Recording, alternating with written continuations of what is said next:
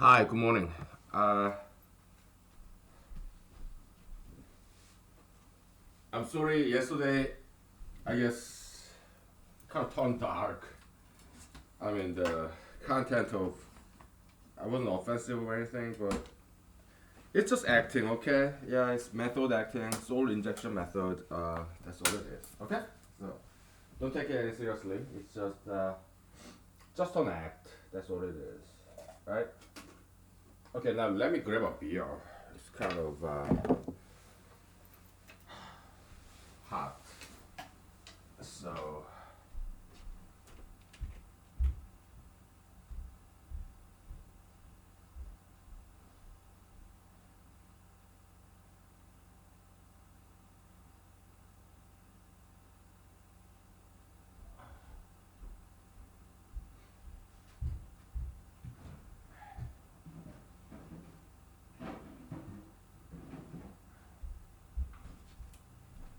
So I think it was yesterday or 2 days ago, the day before yesterday or yesterday. We did find something very significant. Okay, so I mean we didn't prove it, we just observed it, and so yeah, it's still conjecture level. Uh, to prove what did we find is that prime number function, okay, meaning nth prime number, no matter what it may be, if we differentiate, uh, say more than 5 times, something like that. Okay, it, the function gets bigger and bigger. Okay, so that's a big surprise. Uh, and it's difficult to prove. Why? Because we don't have closed form formula for prime function.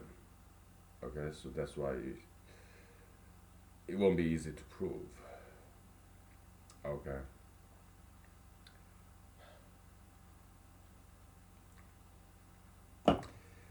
Perhaps there's a way to prove that. Okay, why? Because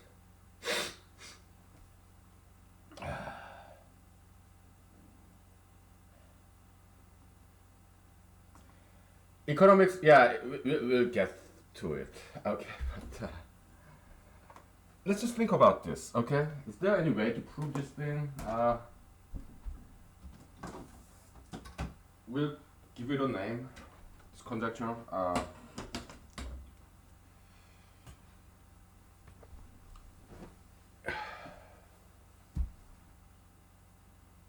Prime differentiation infinity conjecture. How about that? Okay.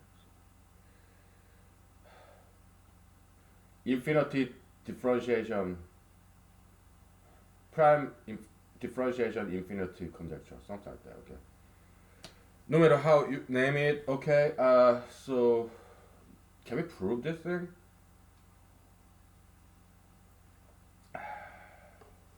Let's just look at the very first, the leftmost edge of this triangle. Okay. So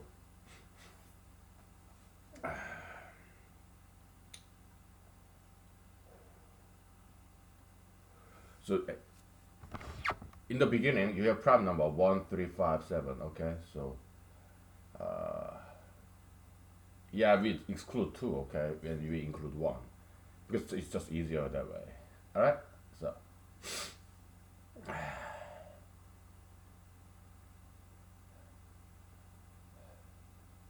because it really doesn't matter. Okay.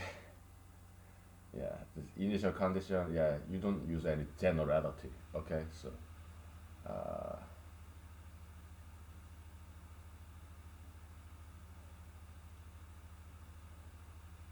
so to calculate the very first prime gap, okay, you need two primes, 1 and 3. 3 minus 1 is 2. Okay, but in order to calculate the first gap in second or third row, which is prime gap, secondary prime gap. Okay, in order to calculate the very first number, you need three primes, 1, 3, 5. 3 minus 1, 2. 5 minus 3, 2. And 2 minus 2 is 0. Okay, so, okay. Okay, To calculate the very first gap, you need 2 primes. To calculate the very first number in secondary prime gap, you need 3 numbers. To calculate the very first number of nth prime gap, you need n plus 1 primes. You have third row, you need 4 of them, okay? Triangle, you see? Good, good, good. Okay. We know that much.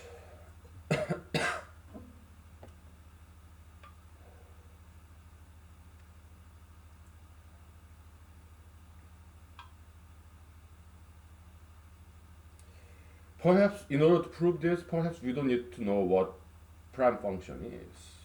Perhaps we can still prove it, right? Because it's kind of relative, you know, kind of like relative velocity concept. Let's say you have static observer and somebody's going to 10 miles per second, 10 meter per second. Second driver is going 12 meter per second, okay? And the relative speed between the two is 12 minus 10, right? According to the static observer. But in the universe, there's no such a thing as absolutely static observer. Okay, so every speed is all relative. Okay, so it does not matter what the speed of this third observer is. Only thing that matters is the relative speed between two drivers, 2 meters per second. Okay, just like that. Maybe it does not matter whether we know or not what the absolute characteristic of this prime function is.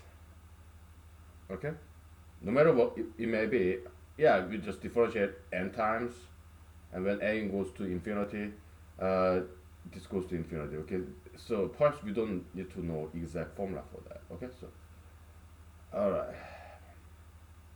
So how do you prove this? Because I don't like keep making conjectures. Okay, so we want to prove something sometimes, right? Yeah.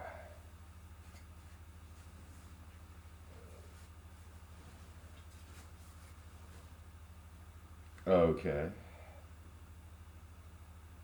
Let's find some recurrence formula, recurrence relation equation, because that's a lot easier. Okay, so all right.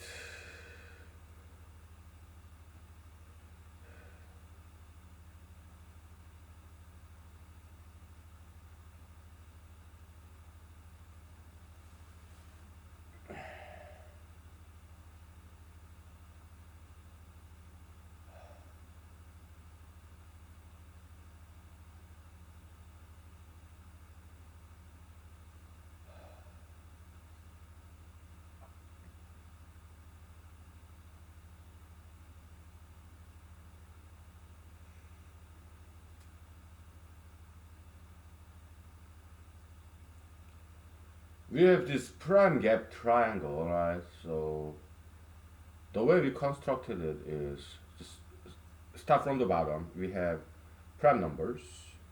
We just subtract to get the subtraction out of two adjacent primes. Okay, that's how you construct the second row. Third row is gap, gap, gap, gap. All right, so okay.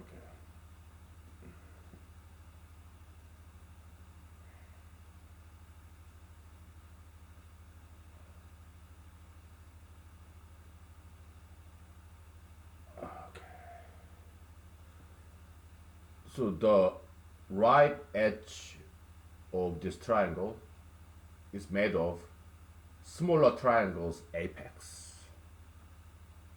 Okay? 1, 3, 2. 2 is apex of this small triangle. Okay? Now, 0, 2, 2, 1, 3, 5. This small triangle, right? 0 is the apex of that small triangle, okay? And so on, okay?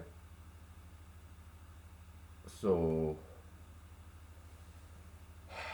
we're making observation one by one. All right.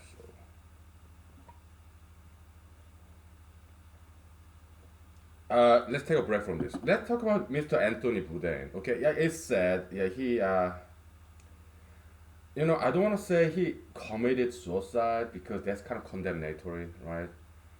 He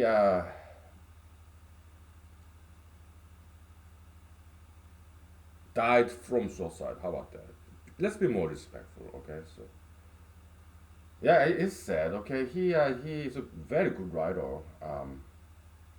He know how to write. I from NPR radio. I did hear them reading first few pages. I mean first few sentences of his book. It was extremely well written. Okay, so he's a very good writer, and you have many quotes. Mr. Anthony Bourdain. Yeah, it's such a loss. It is. It's. I mean, nobody's perfect, right? So he has some dirty mouth issue. But yeah, nobody's perfect, right? So yeah, I wasn't really a huge fan of his TV show. I prefer the other guy. This kind of middle-aged, probably in his 50s or 60s. Yeah, he's overweight, but kind of bald hair. A Caucasian gentleman. He also ran this TV show, going around the country and eating different food. I prefer his show to Mr. Bourdain's show, but every now and then I did watch Mr. Bourdain's TV show when I was in Michigan. When I used to have cable TV. Okay, so yeah, it's sad. Okay, so and I guess so. I was wondering why he decided to die. I guess his life was way too stressful. Traveling all around the world, I guess. Yeah, I mean, if you travel all the time, you kind of get fed up with it, right? So it's no longer fun because you get used to traveling. Okay, so yeah, it's unfortunate. Uh, it's sad, right? Yeah. I mean, yeah, even if you eat the best food in the world, different food, after a while, you grow tired of it. Okay, so uh, look at Mr. King Solomon. Okay, he got a lot of women. Okay, many wives, concubines, but after a while, okay, you get fed up. Okay, so Jesus said something very relevant to this issue, being bored. Okay, when Jesus was thirsty, he asked this Samaritan woman with questionable character, because she was kind of promiscuous. Okay, so Jesus asked some water to this woman, and she had some connotation.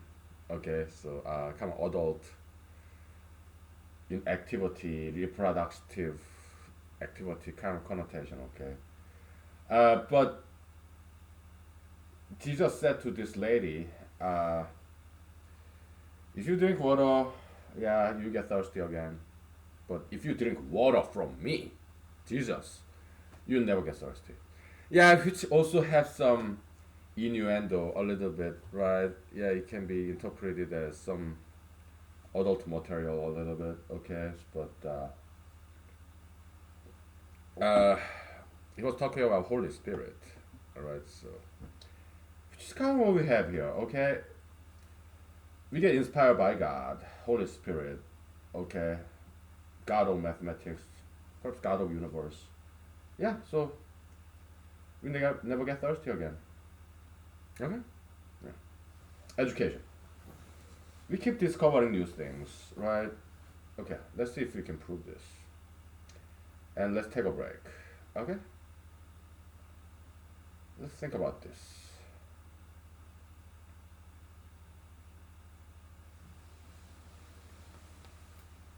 Yeah. We'll get back to gold box conjecture, okay? But this is very related problem. Okay, so I don't have to cover my cough because there's nobody here. But just out of habit.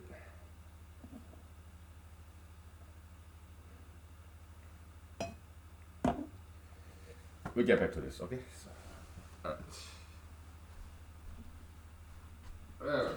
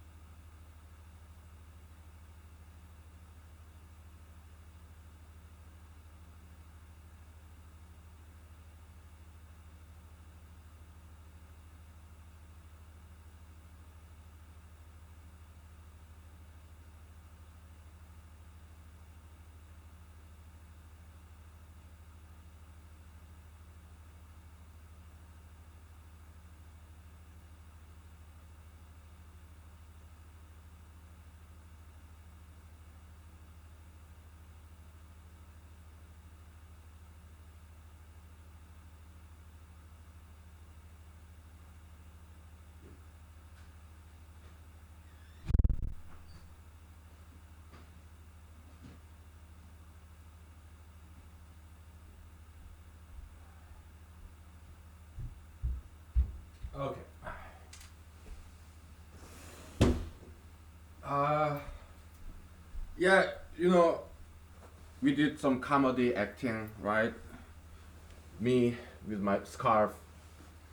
Yeah, it was just acting, okay? But yeah, suicide is no joking matter. It's a serious problem, okay? So let's talk about suicide prevention. How about that? Hmm?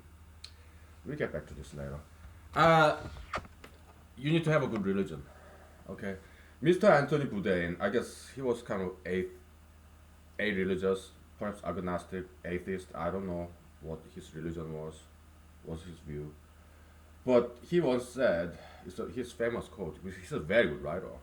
Okay, he didn't major in English, I don't think.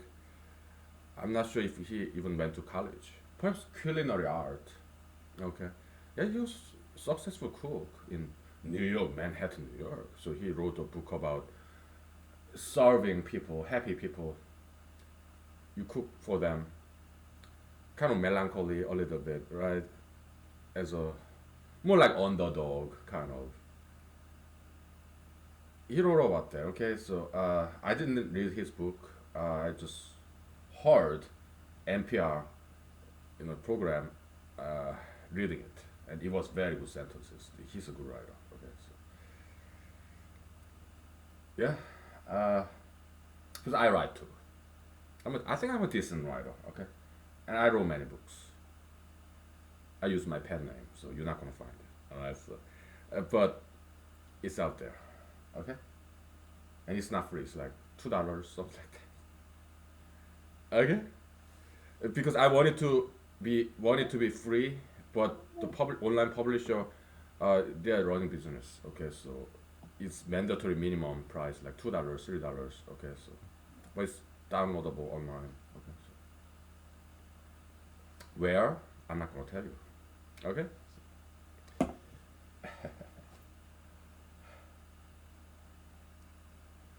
If I die of old age, probably I will know I'm about to die, and then I will tell. Okay, just before I die. Of course, I don't know when I'm gonna die. Hopefully, I don't know. Why? Do you want to know when you're gonna die? I don't think so. Okay. So, suicide prevention. You need to have a good religion. Okay. So, uh, why? Because life is a struggle. It's difficult. Okay. You have to keep fighting to survive, metaphysically speaking, and there are times when things get difficult. Okay. That's why you need to have good religion. Okay.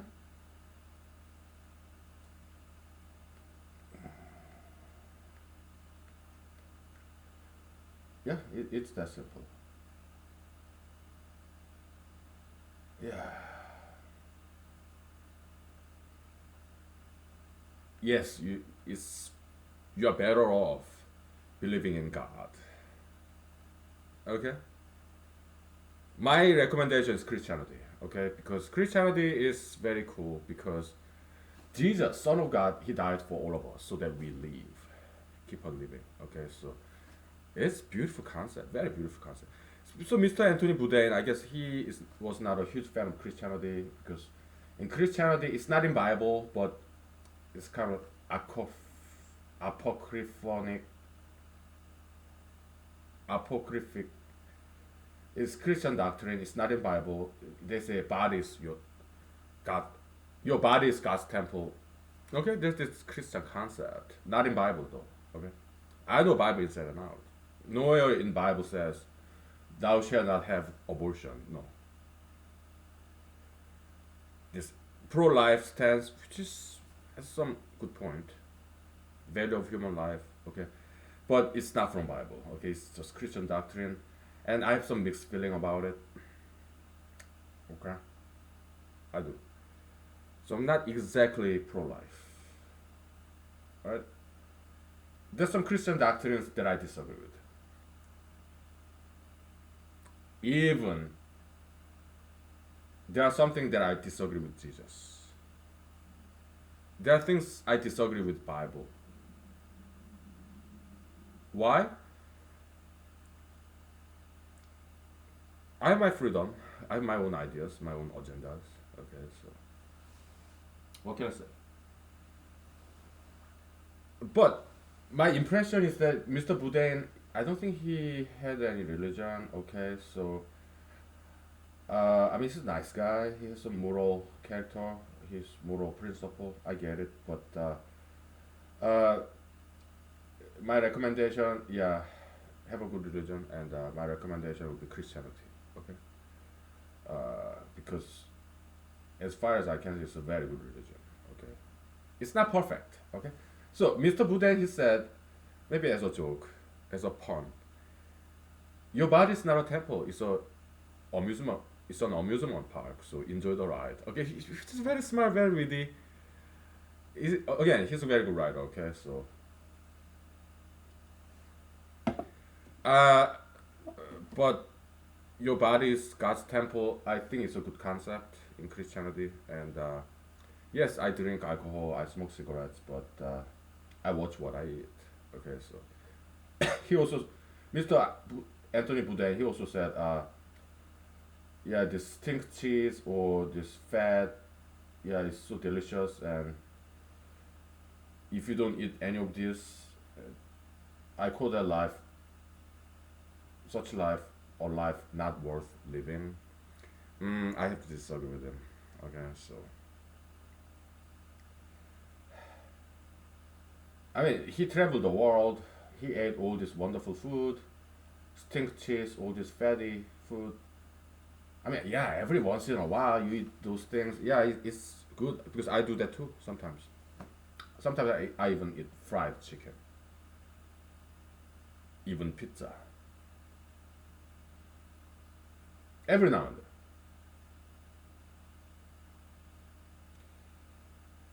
But if you eat those food all the time, well, first of all, it's not healthy. Okay, once in a while that's fine. Okay, but your body will not be able to get rid of those fatty content from your body because Your pancreas, your pancreas is like soap. It breaks down the fat in your body, right? But your pancreas doesn't get bigger and bigger as you eat more and more fatty food.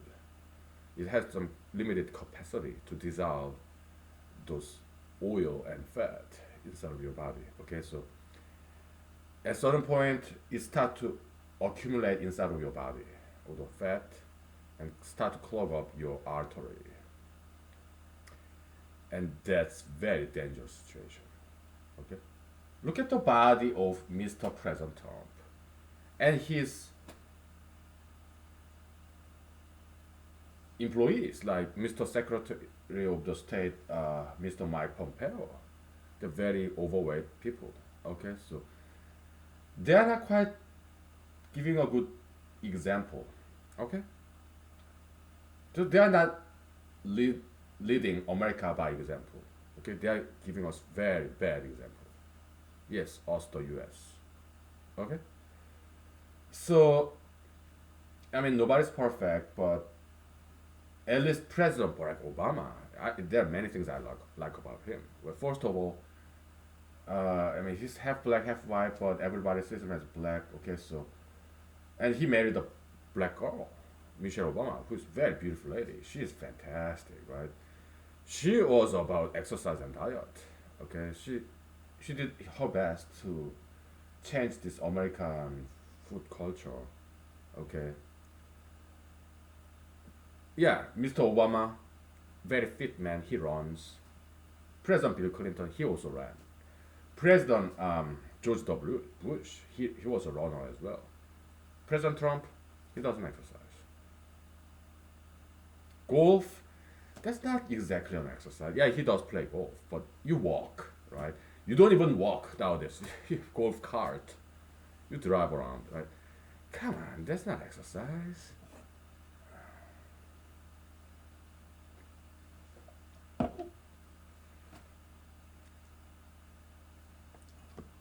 That's more like retirees activity. Okay, so yeah, President Obama, yeah, he smoked cigarettes. He smoked. He drank alcohol. I like him. Okay, so I disagree with him in certain other points, but yeah. But I didn't vote for him though. I voted for his first time he ran. I voted for Mr. Ralph Nader of Green Party. Second time he ran, I voted for yeah, back then Governor Mitt Romney. That's who I voted for. Okay.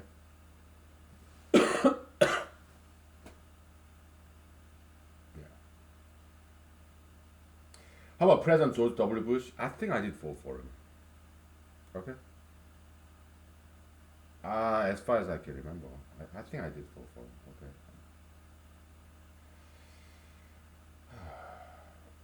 The second time he ran, think, I think I voted for him. It's been such a long time, man. Okay, lady, man. I don't know what gender you have. Okay,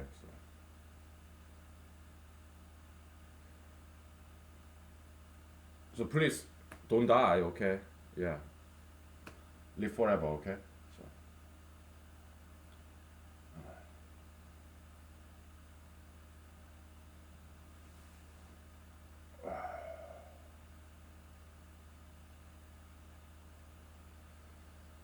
I'm kind of wondering, is there? I mean, before we attempt to prove this, we need to understand. Okay, let's conceptually prove this. Why does this number get bigger and bigger? I'm kind of wondering. Is it because prime number gets bigger and bigger? Is that why? Is it because prime gap increases over time? Can we prove that prime gap function? Can we prove that it goes to infinity? They kind of prove that using what Riemann zeta function, you like prime number theorem, asymptotic behavior. So we can take advantage of that, right? So We don't have to understand prime gap, prime number theorem, how they proved it. We can just take advantage of, because somebody already proved it, like Mr. Poussin, Monsieur Poussin, and Godard or something like that. Yeah, they proved it. All right, so we can just take their result without having to understand how they proved it, right? Okay.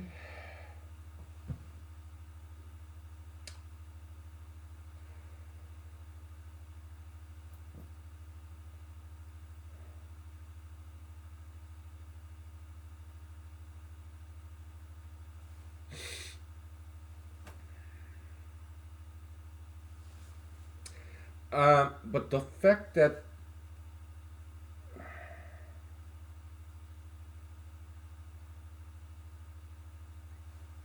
the prime gap function always increases, that's not enough to make this gap, the top of this its triangle, it increases, right?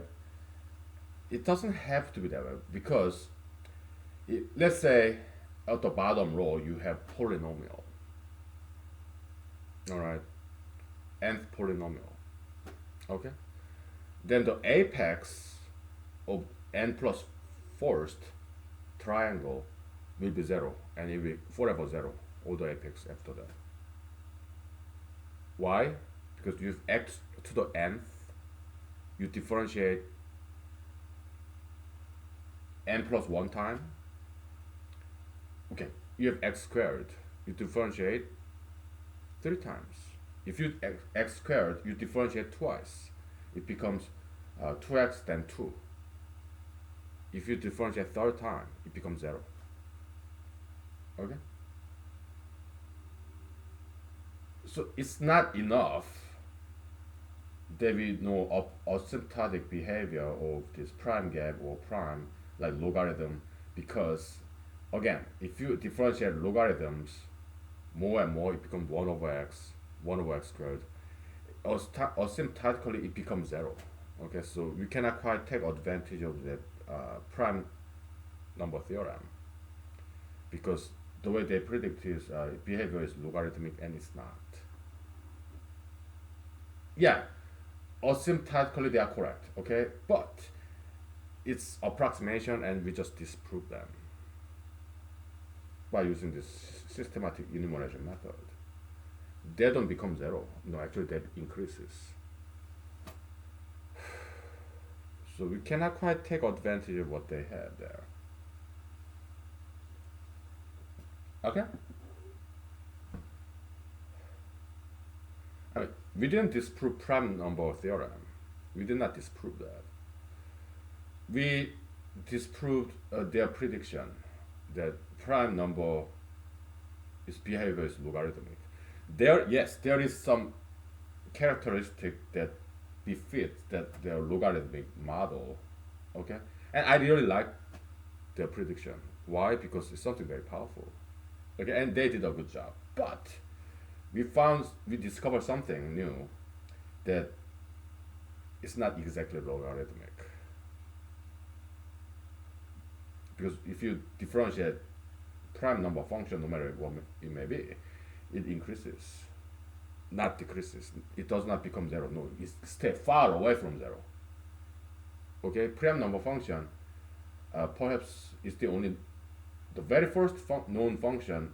When you differentiate multiple times, it doesn't get smaller, it actually gets bigger. Okay, so that was the big surprise, at least to me, because I've never seen any function like this before that behaves like this. Okay, we'll take 5 minutes break. Okay, so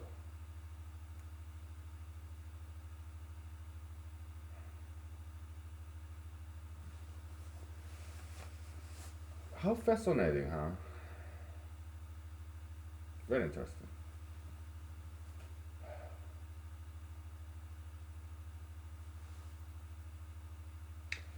After break, we'll do some economics, okay? Because mathematics is very difficult. So let's do something a lot easier, right? Yes, in economics, yeah, we'll do some easier mathematics like calculus. Okay? Economics is easy, okay?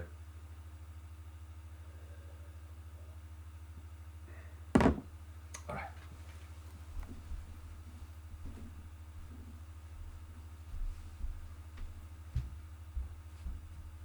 It'll take like 5 to 10 minutes break, okay? So.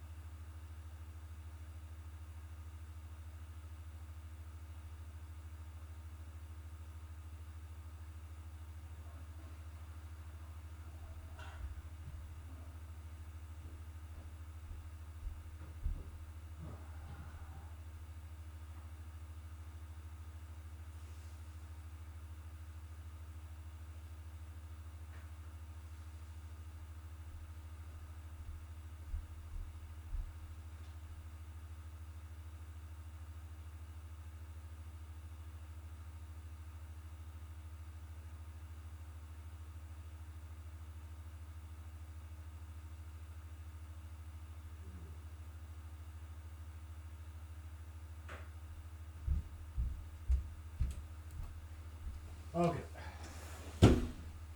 So let's do some economics, shall we? Because uh, proof of gold box conjecture is that's going to take some time. Okay, let's put it at the back burner for now because economics is very important, and it's not. It's because if we wait until we are done proving gold box conjecture, if we wait, if we postpone talking about economics until we finish gold box conjecture, it will take too long. Okay. We'll get back to gold box conjecture proof. Okay, but we cannot wait on until we prove gold box conjecture because they can take too long. Okay, so and I don't like waiting. Patience is not one of my virtues. If I have any virtue, okay. I'm not good at waiting around. Okay.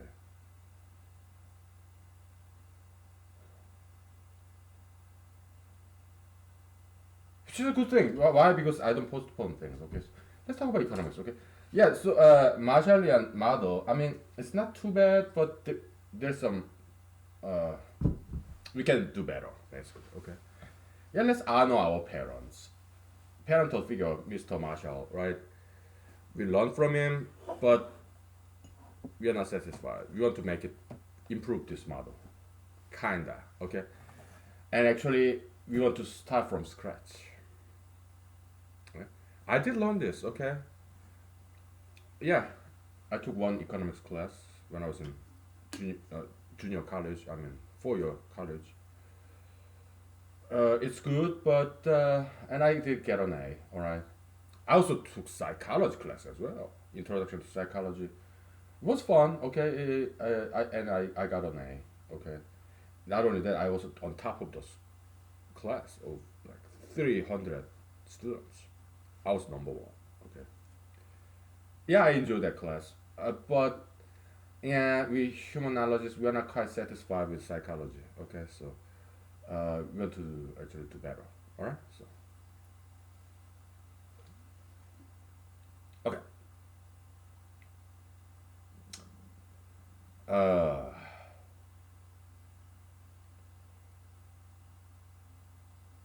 let's erase. Okay, and start from scratch. Uh, it's. I mean, at some point I should write a paper, or you should write a paper, whoever. Okay. But this is our preferred mode of publication in Google YouTube. It's about democratizing knowledge. Okay? It goes like this. Narrative goes like this.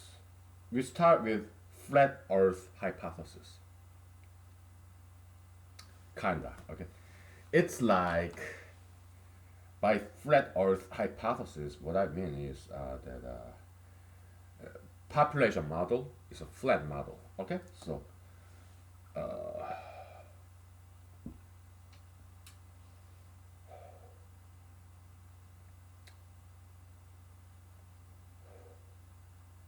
y-axis you have number of people. X-axis is the salary level. Okay? And flat demographics goes like this.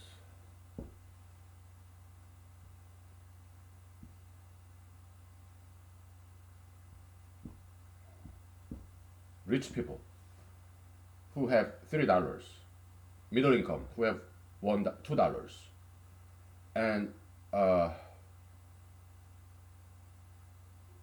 don't want to call them poor people. Whatever, okay. People with $1 in pocket, $2 in pocket, $3 in pocket, okay. So they're only one of them each. Okay. Flat demographics. Okay.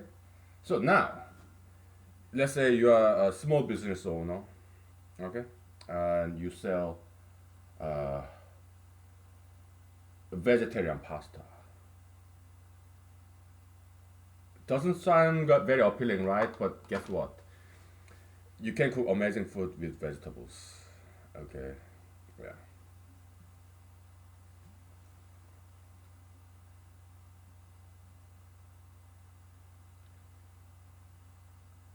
So,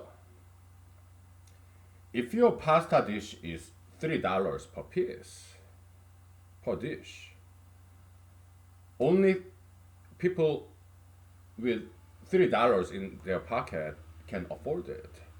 But if you decrease the price from $3 per dish to $2 per dish, then this guy and this guy will be able to purchase because pasta is $2. So rich man, middle income man can both purchase this price pasta because it's $2. This guy will have $1 left. This guy, $2 gone.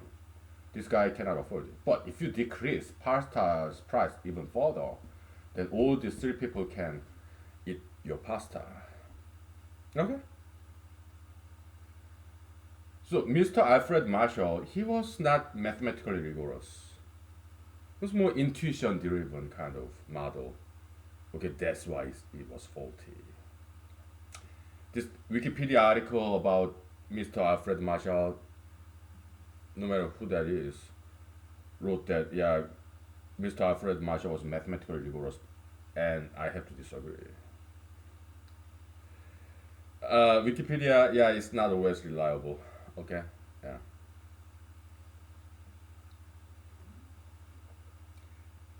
Uh, Professor Alfred Marshall was more intuition driven, kind of. That's why it was faulty. Okay. Here we are being very mathematically rigorous. Why? Because the mathematics in economics is very easy. It's when I asked my dad, "Hey, daddy, uh, do you economists use integration?" And he said, "No, son, not much. Yeah, we use differentiation, but integration not so much." Oh, okay. But here we're gonna start the discussion in economics with integration. That will be the beginning of discussion. Okay. So how uh,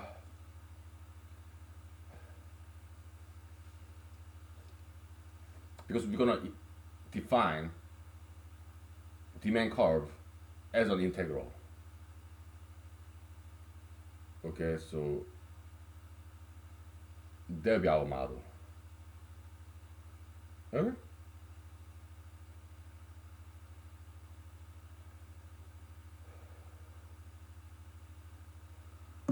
What I'm saying is this. We'll take a shot at it and then we go to break. Take a break. Okay, so the demand, okay, the demand curve is integral 3 to 1 because we're going that way. Okay. Uh,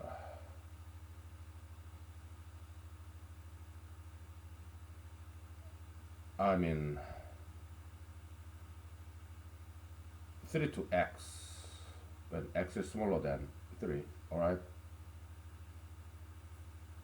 1 dx. What's that? Uh, so you integrate 1, it becomes x, right?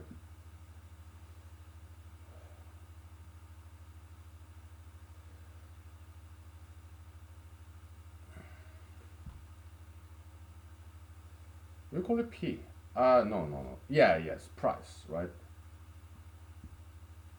So from 3, here is p, price, okay?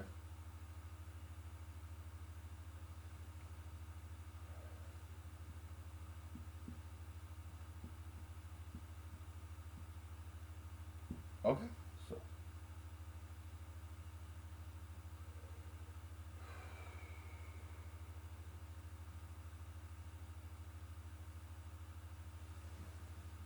wait a minute. doesn't quite look right, does it?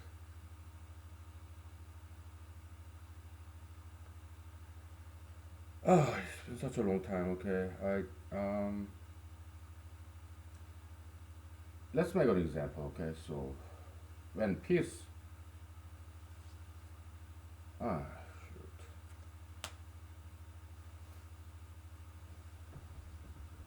it's not that easy, huh? Ah, boy.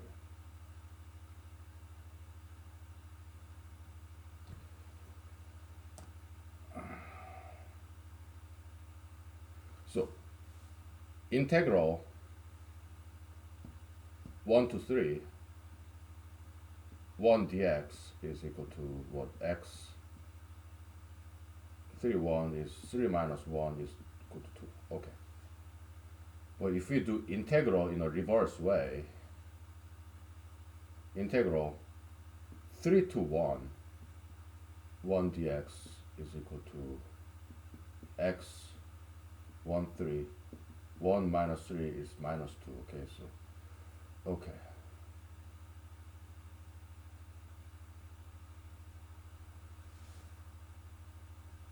So this kind of reverse integral. Okay, so to make it positive, yes, we have to put negative sign here. Okay, so y, because this guy is supposed to be negative, like p is less than 3, right? So and it result in negative number, and we don't want that. Okay, so that's why we have to put negative sign here. Okay, so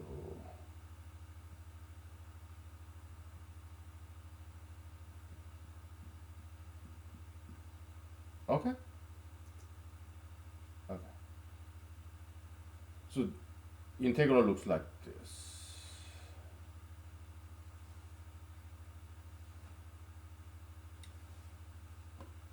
We'll take a break after this. Okay, so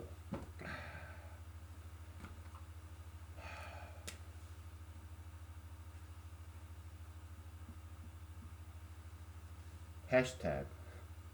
I already call it pound sign.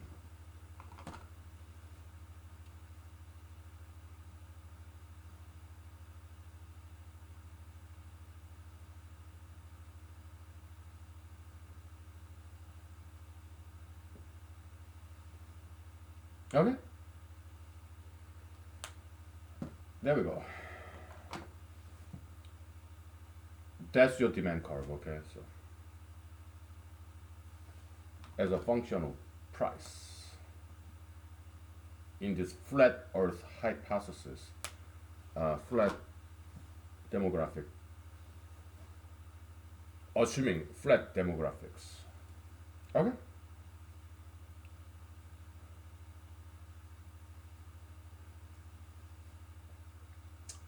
Yeah.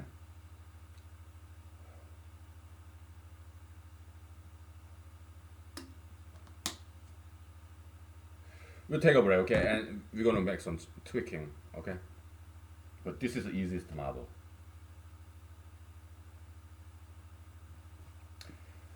We'll add layer upon layer, just like onions, and okay. So let's take a break. Okay, so.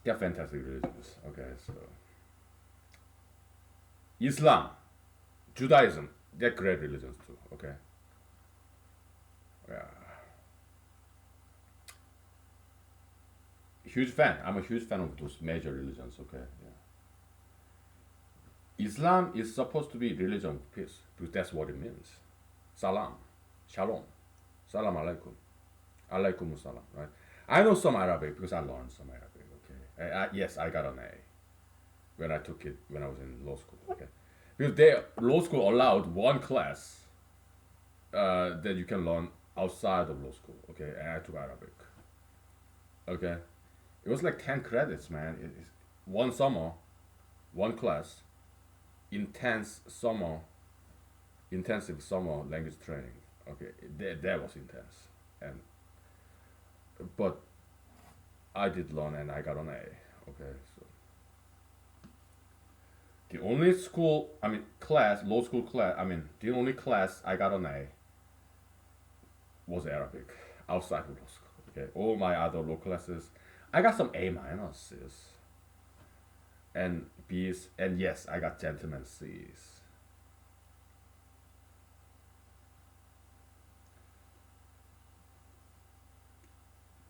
Before law school, I never got a C before. Okay, yeah, failed the very first ESA English as second language class. It's a pass fail.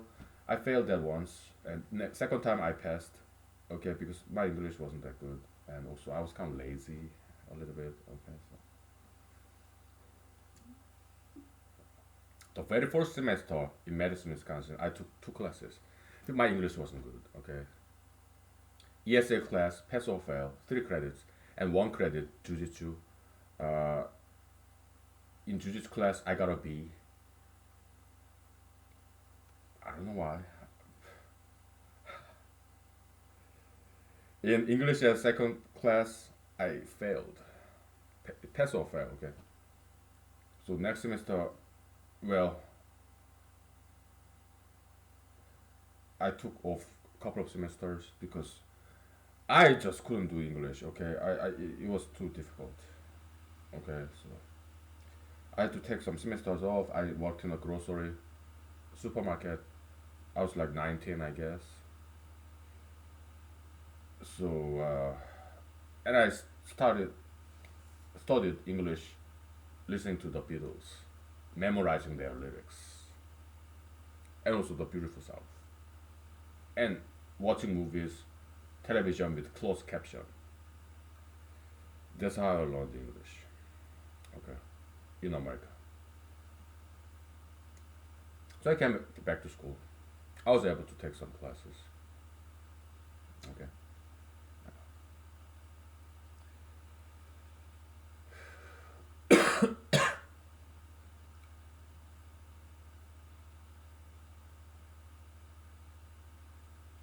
Yeah, here you have it. So, integration has direction, okay? If you go positive x direction, then like from 1 to 3, then it's positive, right? But if you go negative direction, like 3 to 1, uh, the integral become negative, okay? And we don't want that. Why? Because we are counting numbers of people who can afford this pasta depending on the price. Okay? So number of demand. Yes, later on we'll make this model more sophisticated such that yeah, demand can be negative. Okay? But for now, we're just counting number of people who can afford this pasta, okay? Uh, that's why we have to put negative number here. Okay? To make it positive.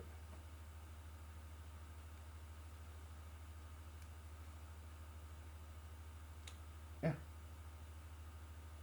That's your first demand curve. Because as you decrease price, more and more people can afford your pasta. Right?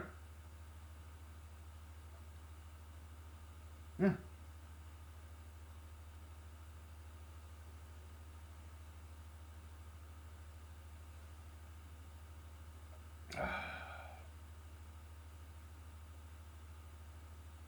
Yeah, don't worry about the details. Okay, just relax your mathematics a little bit. Okay, but this is a concept, right? Demand curve is integral of demographics curve. Okay, so this is the first level of demand curve. Next level, yeah, we're gonna introduce something like Gaussian curve, normal distribution. Kinda, not exactly. Okay, but we're gonna make some variation there too. Okay, why? Because Gaussian curve, that's it's a little bit icky to deal with. All right. If you want to, yeah, take a screenshot, write it down. All right, because we're gonna erase it. Why? We cannot get another whiteboard. Why? Because we need that. We get back to Goldbach's conjecture proof later on. We're just taking a break from Goldbach's conjecture. Why?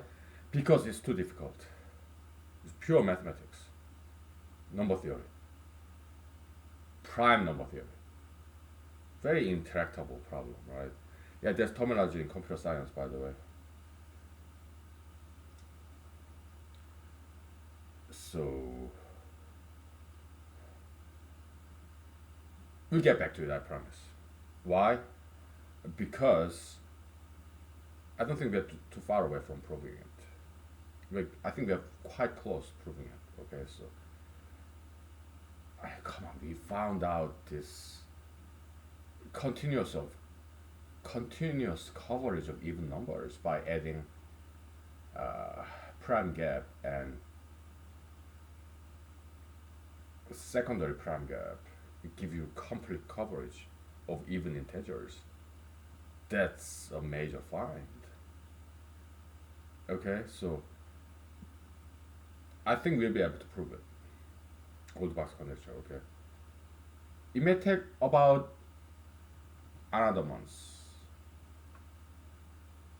but every single day since we started at the beginning of March,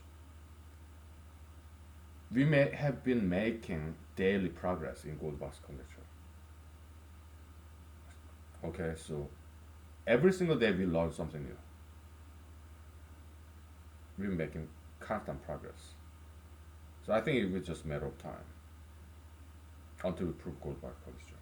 Okay, so it may take another month, okay, but my guess, probably less than a month. We'll prove Goldbach's conjecture. Okay, so yeah, we'll just take a break from it because it's just too difficult, right? Yeah, we need rest. Okay, take a break, take a hike, take a walk. Okay, so let me take a picture of this, but I'm not gonna write down this because I already have written it down a long time ago. Okay, to me it's a repetition. Okay, but it's buried in 200 lost episodes. So, but it's good that I repeat this. Why? Because I'm making it more streamlined, organized. So, yeah, it's good to revisit. Better pedagogy. All right. Okay, we'll take a break. Okay. Yeah. Let me take a picture. You write it down. Take a screenshot, whatever. Okay. Okay.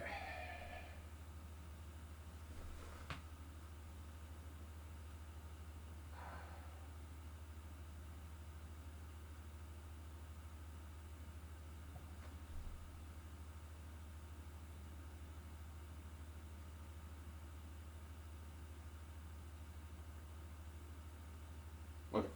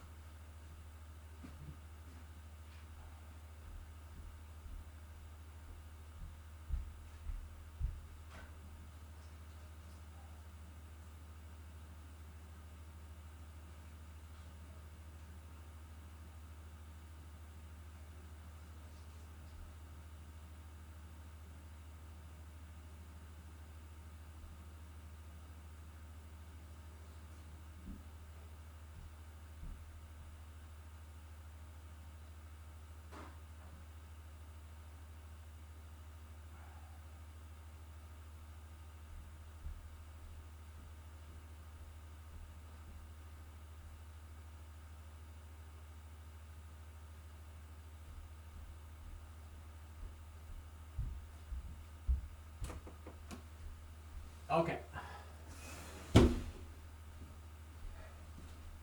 Uh, should I turn on the heater or not? I don't think I just yeah.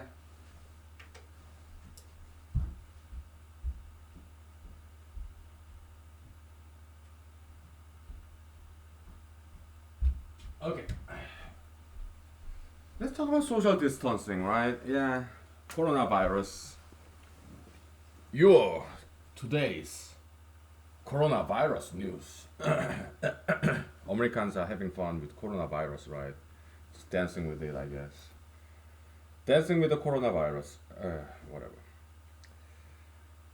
Uh, so, uh, social distancing.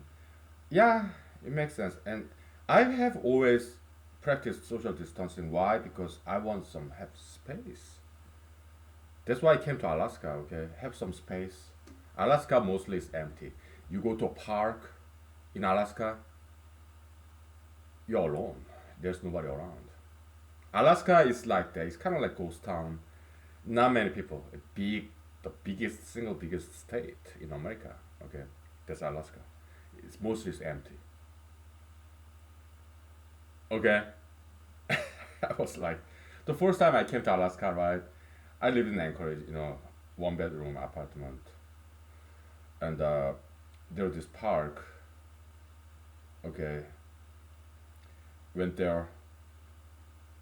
I saw the moose. That's so cool, man. Moose. I love moose. They're so cute. They're beautiful animal. Very funny looking, actually. I love Alaska moose. They're so cute. Uh, I was like, wow.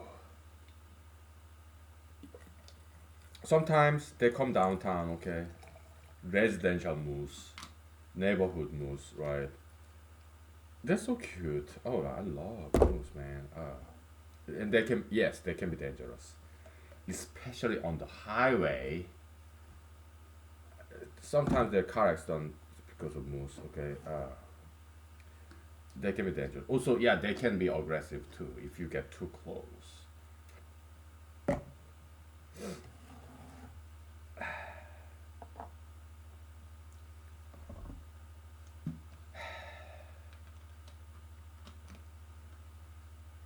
They're cute.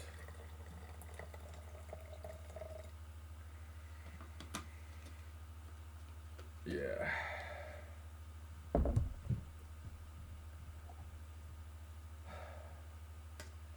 Okay. Yeah, here you have when pasta is $3, one person buy it. If pasta is $2, two people buy it. Pasta is $1, three people buy it, right? So yeah, it's there's some this vertical shift going on, but that's minor detail, okay? So yeah, minus p plus three plus one, okay, whatever, right? Minus p plus four, okay? So it does details doesn't matter, okay? So just relax, all right?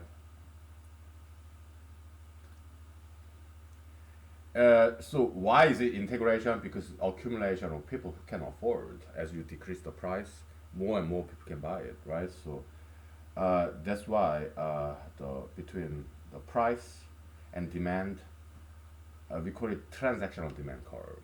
Okay, so it's accumulation of as you decrease the price, more and more people can afford your pasta because not everybody's rich. Okay, the rich people, middle income, and lower than middle income. Okay,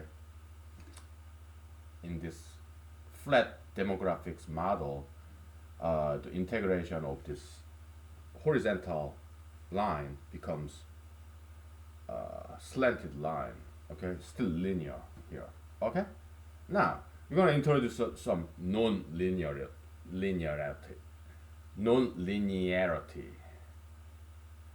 Okay, we make this model a little bit more sophisticated. Okay, why? Because demographics is mostly Gaussian, bell curve, normal distribution. Okay,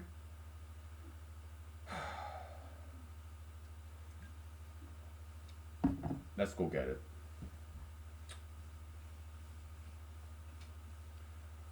I took one statistics class when I was in 4 year college, Madison, Wisconsin. Okay. I got an A. Yeah, it was nice class. I liked it. Okay. But I don't know too much about statistics. Okay. I know just a little bit. Right. So it was a good class. I liked it. Okay. So yeah.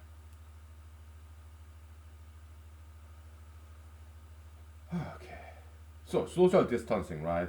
Yeah, I've been always practicing that because I like having my space. So I'd rather have some space between me and another person, unless I'm in a dating situation. If I'm dating a lady, of course I want to get as close to the lady as possible because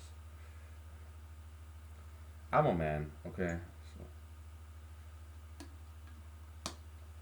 so and sometimes the lady says, "Hey, this is my space. Keep some distance from me.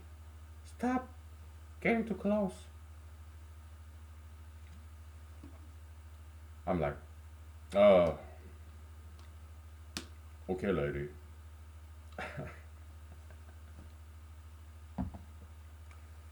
Okay. Uh, Gaussian curve.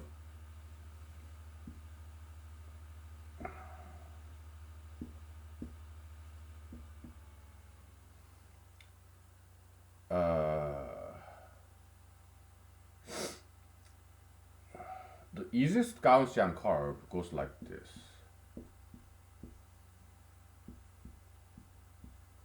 Okay.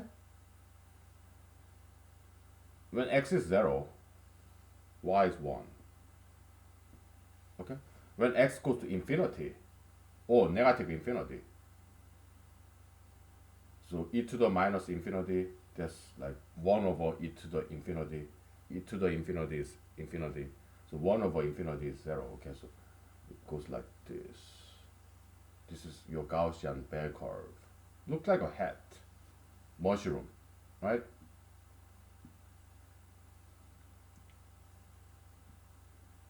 Okay. And it's also symmetric along upon y-axis.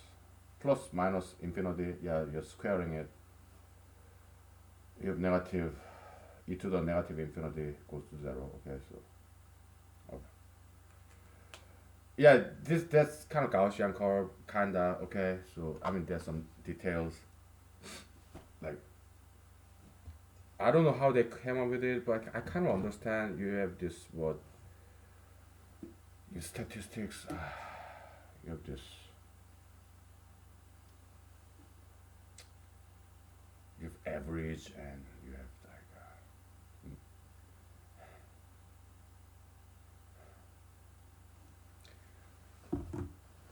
Let me look it up.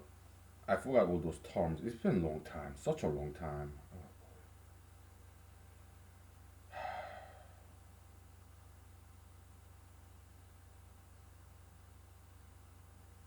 Gauss curve.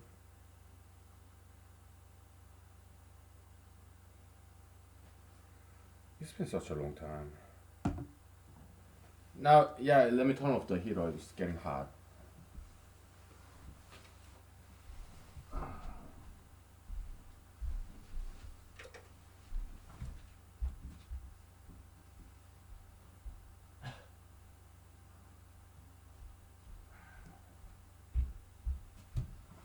Isn't it pretty back there, right? Yeah, blue.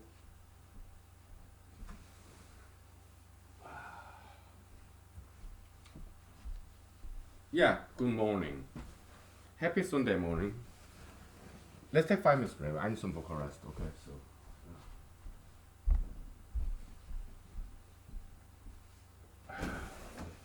Okay.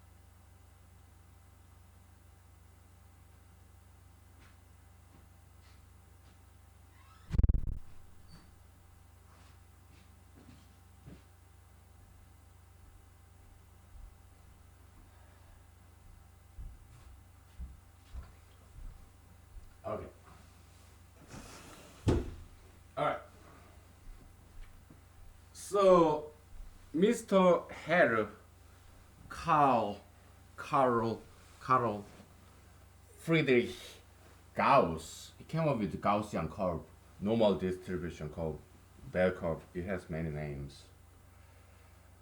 Yeah, so they use the standard deviation, okay, like all this constant. What is standard deviation? What's deviation?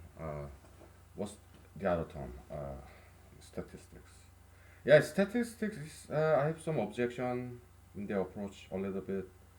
I don't 100% agree with all this statistical method because I have my own theory about statistics, probability, and but they have some good points. Okay, so variance, okay, standard deviation, norm, deviation from average, norm, doctrine, like you're deviating, you are non-standard deviation.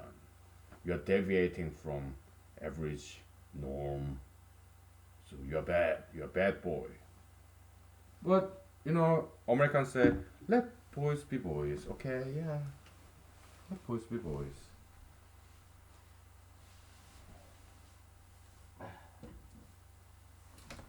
Now I'm kind of getting cold a little bit.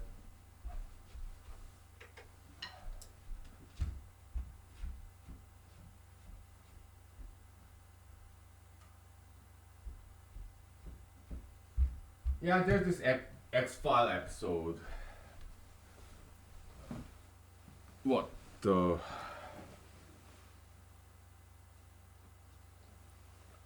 I like that episode. It goes like this.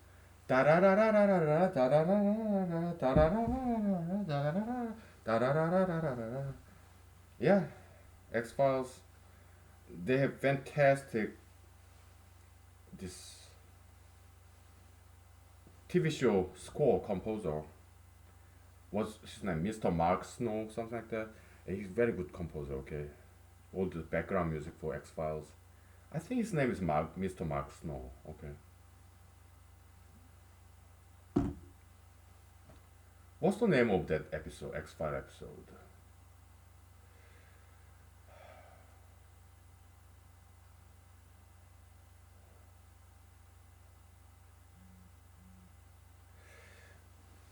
Let me see in my DVD collection. Okay.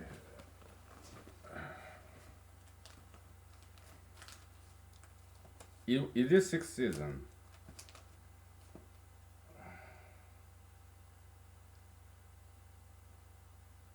Arcadia. Sixth season. Okay, yeah, that's the title of like this Arcadia, this gated community.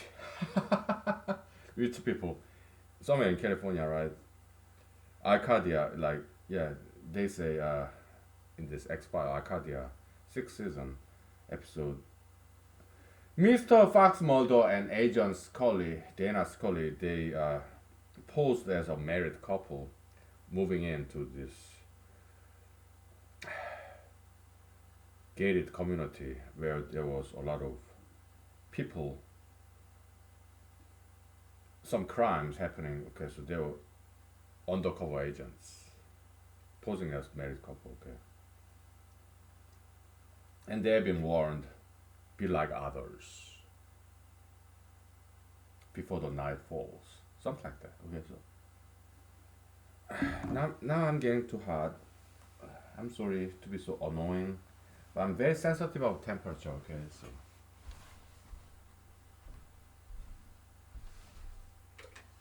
perhaps that's why I never get sick. All right, I regulate my body temperature to the dot. All right.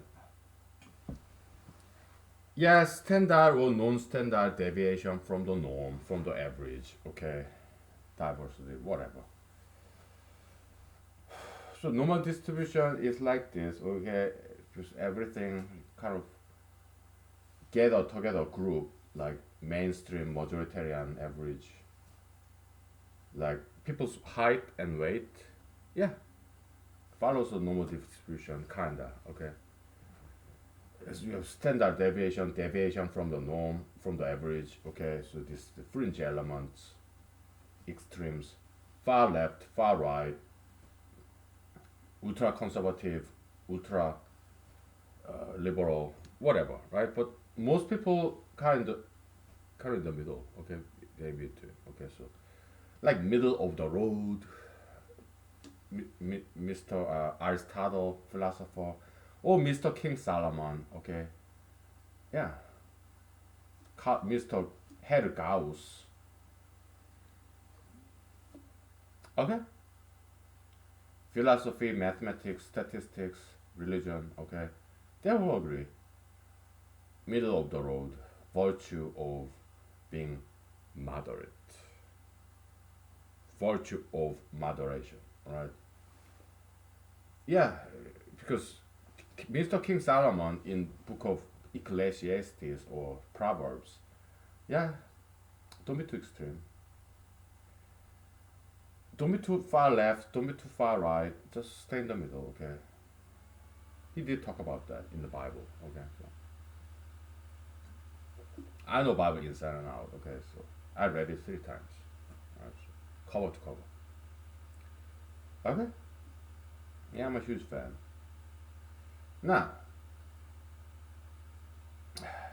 but you have to understand, yeah, it's Jewish Bible, but all the writers of Bible, they are Jews, right? But you have to understand, okay, it's not just from them. Jews, they learn from Egyptians. Moses, he was, he grew up in Pharaoh's palace. Moses, yeah, the prince of Egypt, right? Mr. Jesus, he learned from Pharisees. I read this article, online article about Persia, Pharisees. Yeah, let's do some linguistics, okay? Persia, Iran, today's Iran, like Farsi, right? Persia, Pharisee. So P, labial, so number one consonant, and R, number two consonant, like alveolar. 1 to 2 pattern, okay? Paris or Persia, Pharisee, okay? What's number 3 consonant? It's like G, it's like Vela, G, K, alright? That's number 3 consonant, okay? So that's the humanological linguistics model, 1, 2, 3. Easy as 1, 2, 3. Easy as one ABC.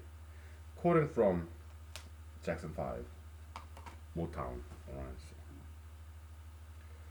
Welcome to humanology. Okay, we mix everything. Okay, but I don't like this expression melting pot. Nobody wants melting pot. We want meat to be meat, vegetable to be vegetable. We don't want to mix them all together. No. We want diversity. Okay. Anyways, so you have Gaussian curve, okay? Yeah, we got rid of all these constants, minor details like standard deviation terms, sigma, whatever. But this is simplified Gaussian curve, okay? So just wanted to mention. Now, we're not going to use this though. What we're going to use is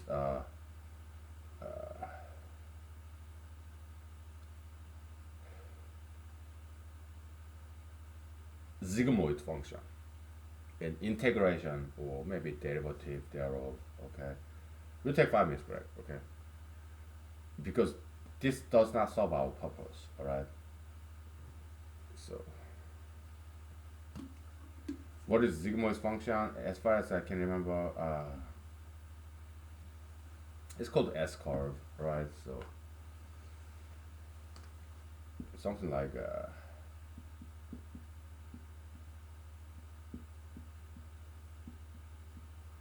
goes like this, okay? When x is 0,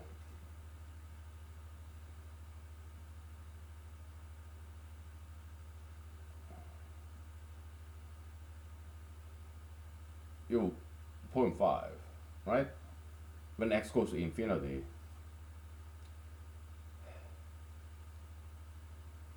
it approaches 1. When x goes to minus infinity, it becomes 0. Okay?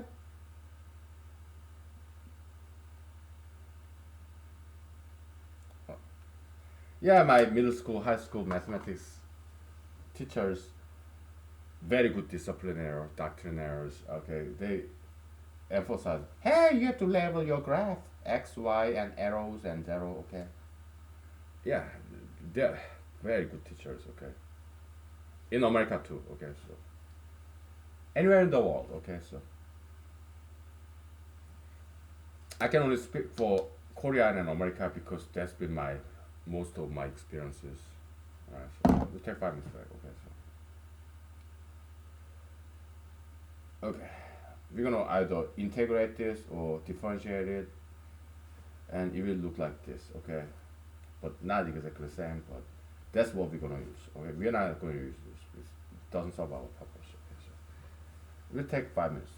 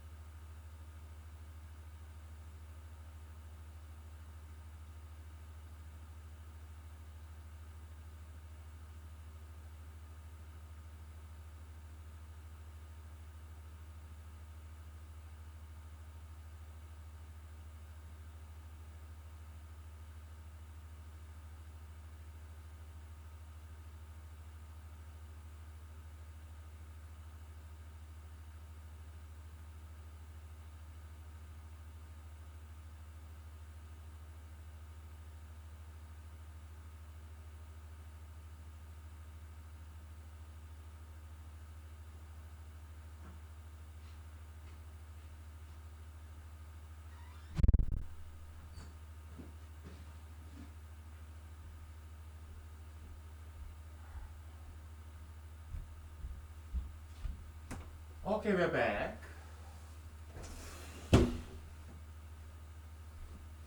So, let's take a break from mathematics, shall we? I mean, I love this movie Amadeus. It's about kind of like theatrical depiction of Wolfgang Amadeus Mozart and the court composer Signore Antonio Salieri, right? Yeah, this Mr. Moray Abrams, he played that role. He got Oscar Best Supporting Actor role. Okay, so Yeah, Academy Award. Okay. Huge fan. Huge fan.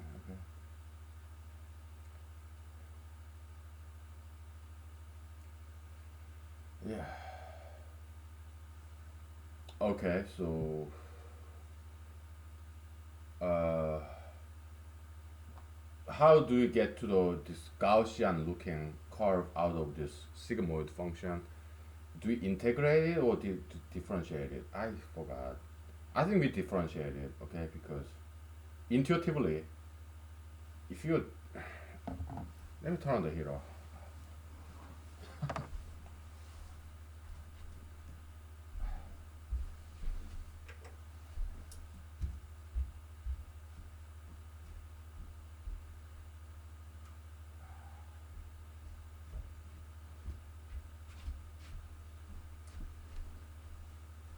Uh, okay. So in humanology, yeah, we kind of mix everything, but not exactly. We want blacks to be blacks, white to be white, Asian to be Asian. We want to protect and preserve these individualities and diversity. Okay. Uh, we love diversity. It's kind of liberal concept, but at the same time, it's conservative because we want to conserve, preserve individual freedom, individual identities. Okay, so yeah.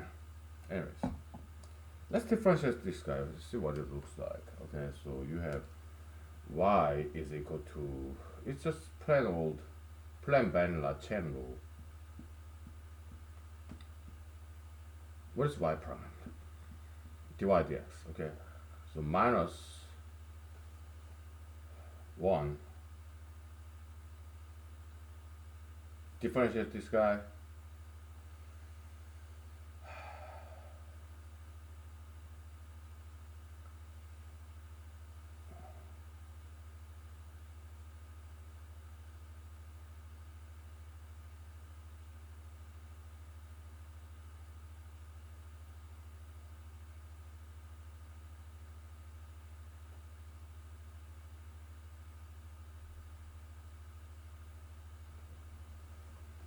It's differentiation or integration? Yeah, conceptually, okay. So the derivative of this line here is like 0, right? Slope of this flat line is 0 and 0. And the differentiation of this slope of this curve in the middle is like 1, right? So it kind of looks like Gaussian curve, okay, but not exactly, but conceptually, yeah, become something like that, okay, so.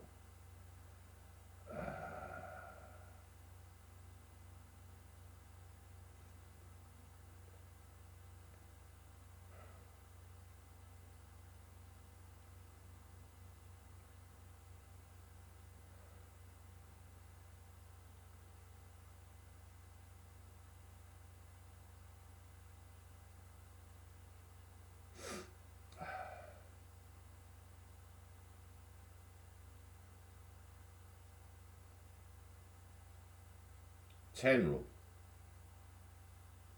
Differentiate. Okay.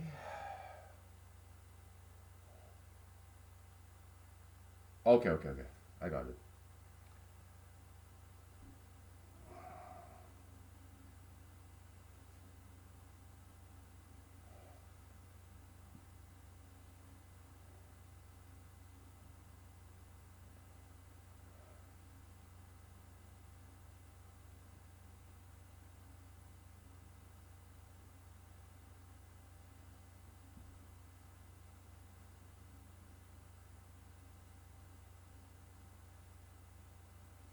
Chain rule. Calculus.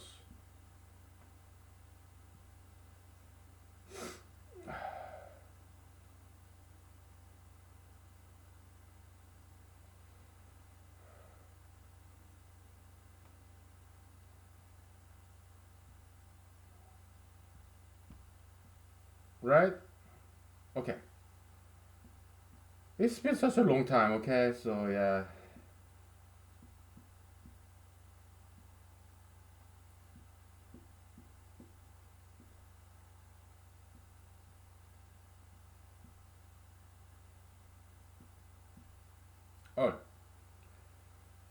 multiply e to the x upstairs downstairs. Okay, so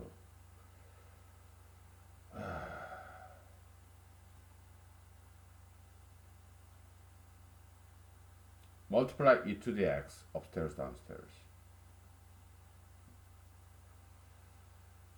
Okay.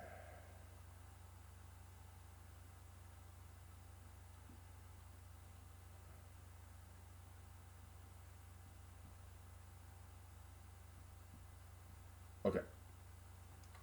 So when x is 0, it becomes 0.5. When x goes to infinity, yeah, as you can see, it's kind of symmetric in terms of y-axis. Okay, so when x goes to infinity, okay, e to the minus infinity 0, all right, e to the infinity infinity 1 over infinity 0. When x goes to infinity, 0 out. When x goes to minus infinity, yeah, e to the minus infinity 0, e to the positive infinity 1 over infinity 0. Okay, so yeah, there you have it, right?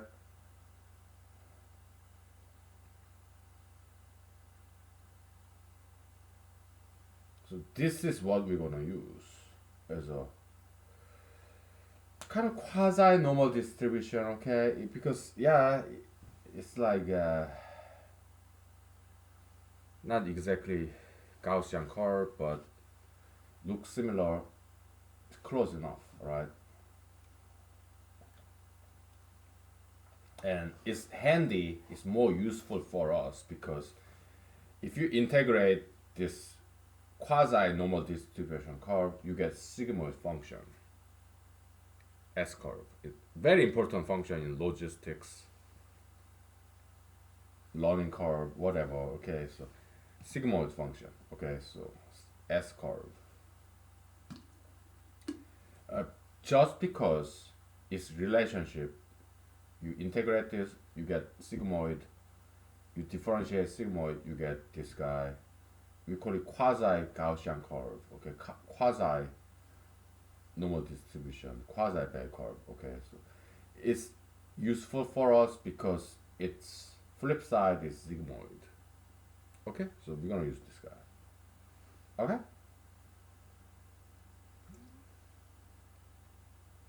Yeah.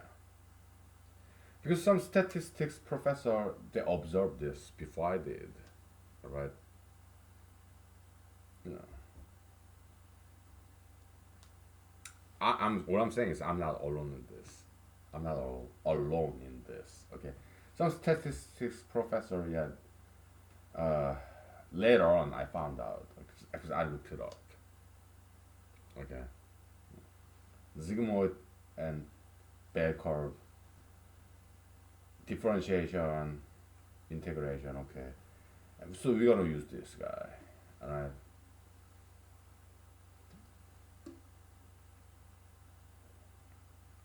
Yeah, this does not look like Gaussian function. Okay. Like the great Carl Friedrich Gauss.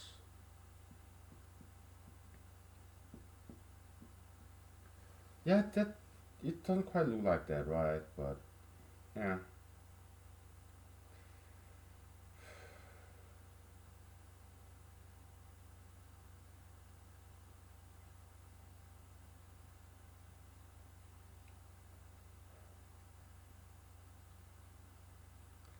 but it looks the same. Okay, so close enough. So yeah, okay.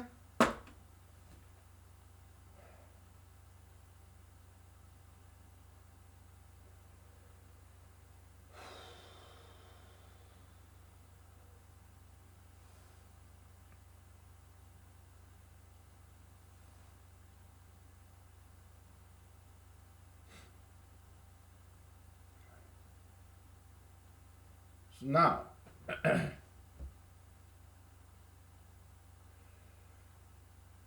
we are doing calculus, right? And we are doing so to model, to have this correct model for demand curve in economics. right? So you have this quasi normal distribution, okay, and you integrate this, okay. But if you remember, we have to put negative sign there, okay, because we are going backward.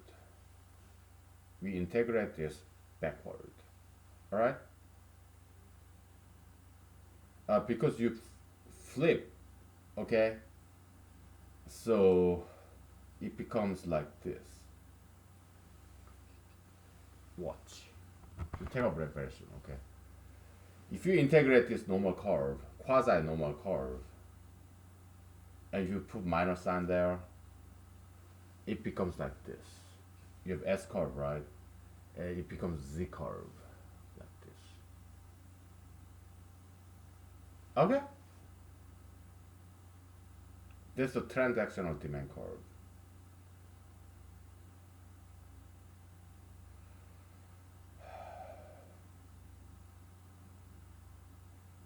What we are saying is this. Most people, they're in the middle income class, low income class, upper income class, upper middle class, lower middle class, okay, it's a bell curve. Okay, most people make average salary, right? Very rich people, very few. Very poor people, very few. Okay, most people are kind of in the middle, like weight, height. Okay, so as you decrease price, there will be more people who can afford that. Okay, so that's the concept here. Okay, it's a sigmoid function flipped. Why? Because we are doing the integration in reverse direction. We are decreasing the price, and more people can purchase it. Okay, so it's like minus of integration. Okay, so that's why transactional demand curve look like that. It's just flip. Yeah, it's like S curve, but now it's Z curve. Okay, you put negative sign there. Why? We are integrating on a reverse direction. So we have to put minus sign there. Okay? Yeah.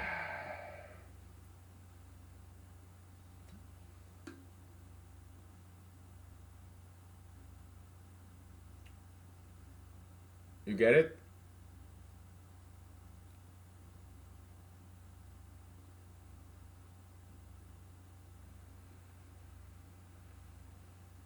Yeah. So we are conducting this reflection along the y-axis, right? Meaning we have to flip the sign of x. So let's see what it looks like. So we call it demand curve, transaction demand curve, okay?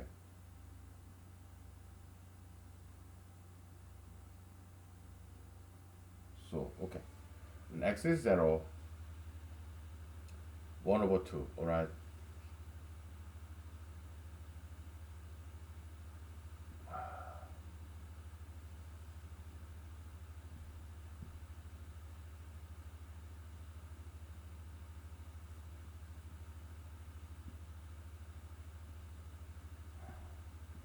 When x is 0, 0.5, okay? When x go to negative infinity,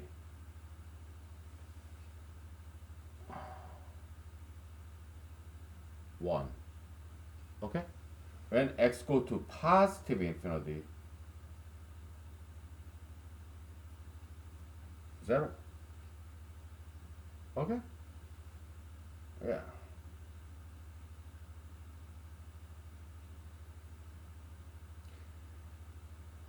Integration, I don't know how to integrate this guy, okay? What I know is how to differentiate this guy. It's a lot easier, okay? Integration, yeah, this integral table is too much mathematics, too much calculus, okay? So just we differentiate this guy, right? We get this Gaussian curve. Integration is just backward, okay? Uh,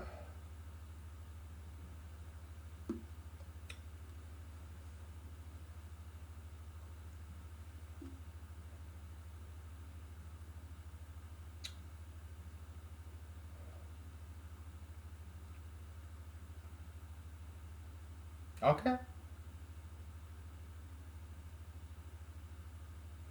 And we are integrating backward. That's why we put minus sign.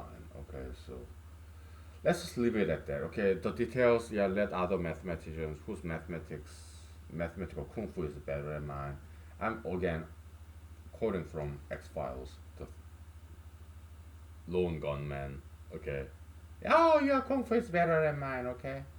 Yeah, we'll leave the details to other mathematicians whose mathematical kung fu is better than mine. Okay, so okay.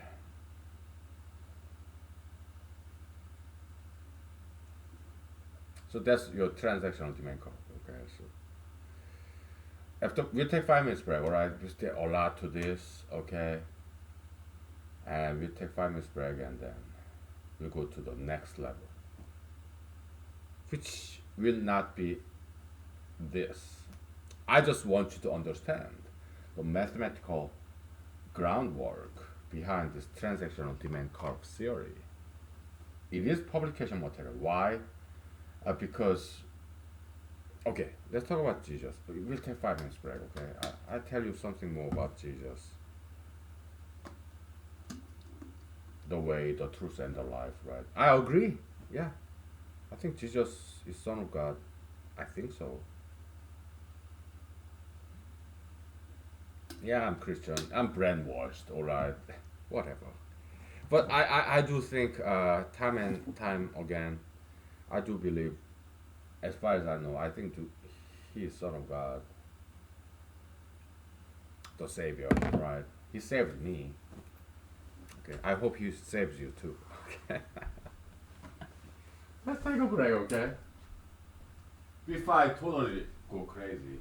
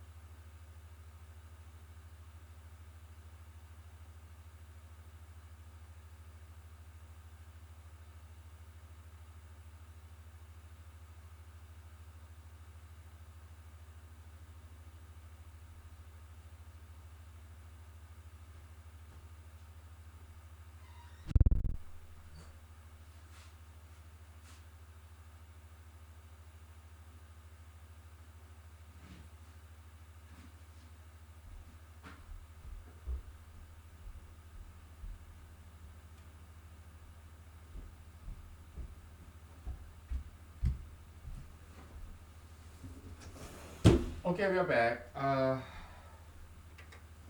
just chatted with my friends. Okay, so I have many friends. All right, so all around the world, all over the United States, many different countries.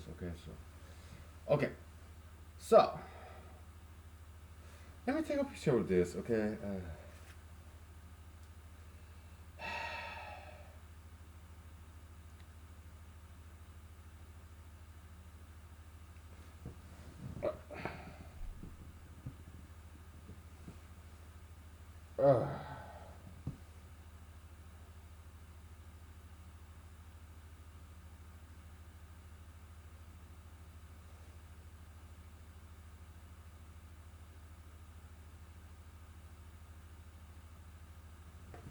because we're gonna erase it. Okay. All right.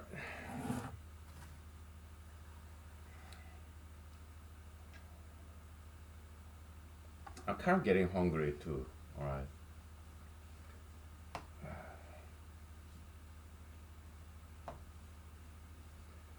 So that's the groundwork in mathematics, okay? Because we want to be mathematically rigorous, all right? Now, it'll be a lot easier now, all right? We'll just give you some narrative, okay? Okay, let's talk about Jesus, okay? Yeah, Jesus said, I am the way, the truth, and the life. And I believe that, okay? I do believe that SHIT, okay? I believe that SHIT, okay? So I cannot pronounce that word because people are looking at me, okay? They're watching, all right? So I have to watch my mouth, so I cannot spell it out. Yeah, I have to spell it out, but I cannot pronounce that SHIT word because, hey, I'm watching you. Yeah, Google YouTube, compliance of policy compliance officers. Okay, I think they are the only ones who's watching this in this year 2020. Okay, I might be wrong. Okay, yeah, maybe you are here because you want to. Maybe you are my past. I mean, maybe you are my friends, colleagues, my family members. I don't know who you are. Okay, I have no idea. But my guess is that you are watching this just because you have to. Okay, most likely you are Google YouTube employee. All right, welcome. Okay, we don't discriminate. Okay, you're welcome. It's good to have company audience. All right.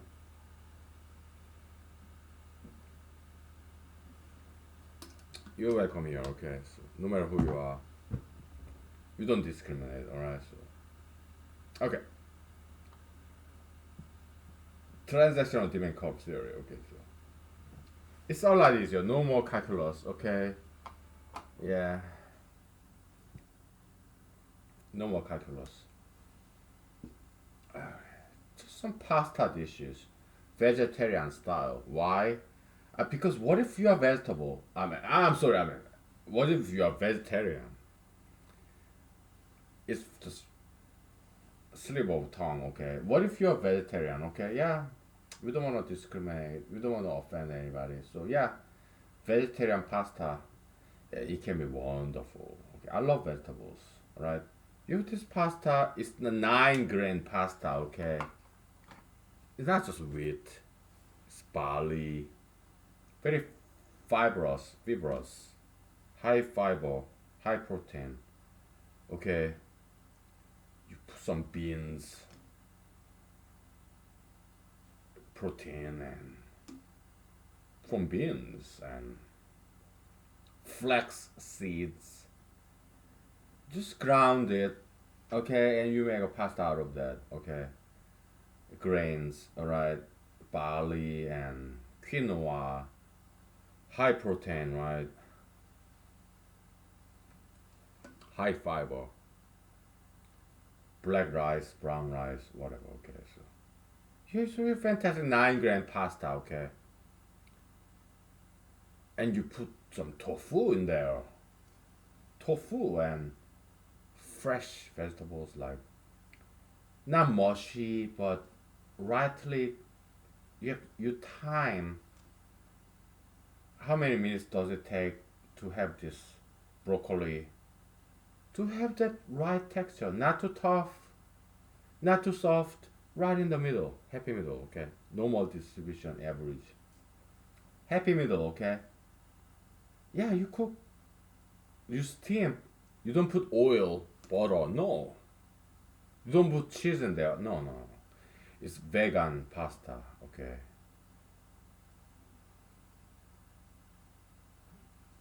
No dairy product, just vegetables, water, no oil, no, okay? Vegan pasta. Tofu, yes. Butter, oil, no, no, no. It's more than vegan, okay? It's like humanological diet, okay? No, you put no oil, even if it's vegetable canola, well, olive oil. No, we don't use that. We use water. Yeah, Jesus said, "Hey, I'm Mr. Jesus. I'm Son of God." Oh, no. Let me turn off the heater. It's getting overcooked, too hot. Oh,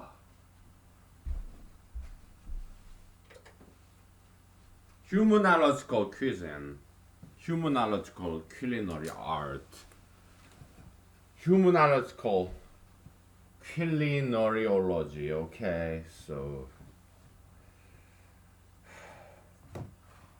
culinariology. All right.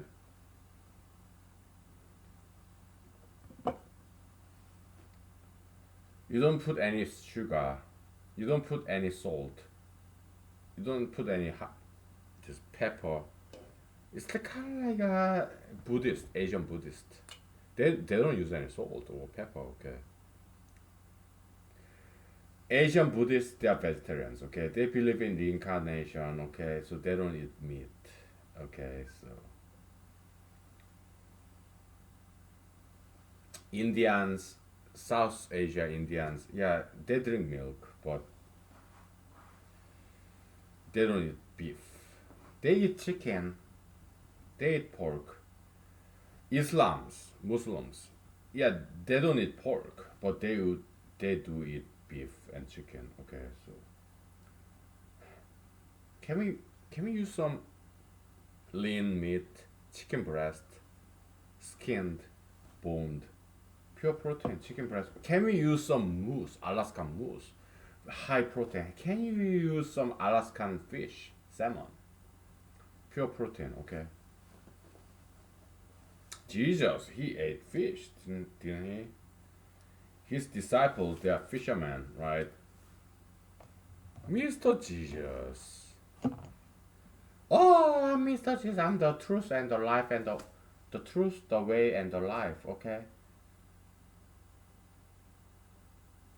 Yeah, I believe you, Mr. Jesus. Whatever you say, sir. The Lord, Master, Prince of Peace. Mr. Jesus, I believe you. Whatever you say, okay? If you say so, I'll just take it, okay? But I also take it with a grain of salt.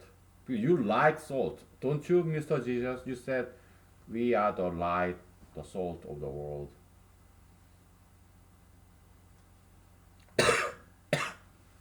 But Mr. Jesus, I don't use salt when I cook. Why? Oh, I know why. Because you have such a weak stomach. You're a weak man. Have weak stomach. If I may add to it, you are wicked. Yeah, you are evil. Mr. Jesus, didn't I just tell you that I believe in what you said? All I'm saying is I would take it with grain of salt. Salt or assault. You're offending me, the Son of God. I'm Son of God. You have to just blindly believe and let me brainwash you. You have to be washed in your brain because your brain is dirty. You have to let me wash you, thy brain. Hmm? Mr. Jesus. I happen to be an American, okay? Yeah, some Americans they don't think I'm American, okay? Whatever. But I respect their freedom of thought, opinions, so that's fine.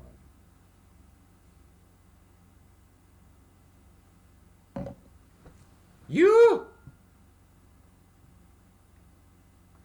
Mr. Jesus, stop accusing me. Can't you just love me, Mr. Son of God? We are acting, okay? It's method acting. Gospodin Stanislavski, okay? Method acting, okay? That's all this is, okay? So just enjoy, sit back and enjoy, okay? Just laugh, yeah, laugh at me, laugh with me, okay? Nothing serious, alright? You! Me what? Mr. Jesus, sir?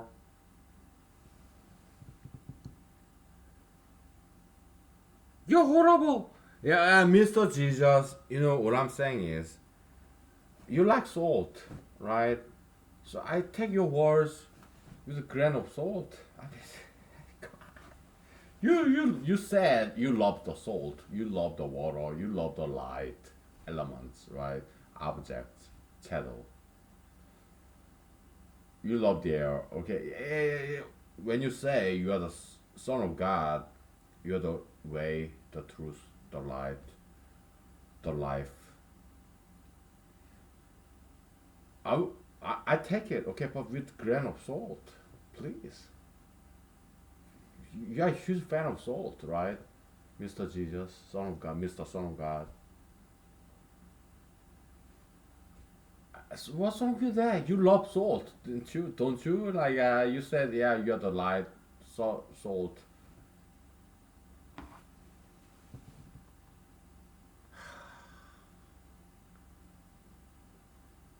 I'm sorry, disappointed at you, Asian man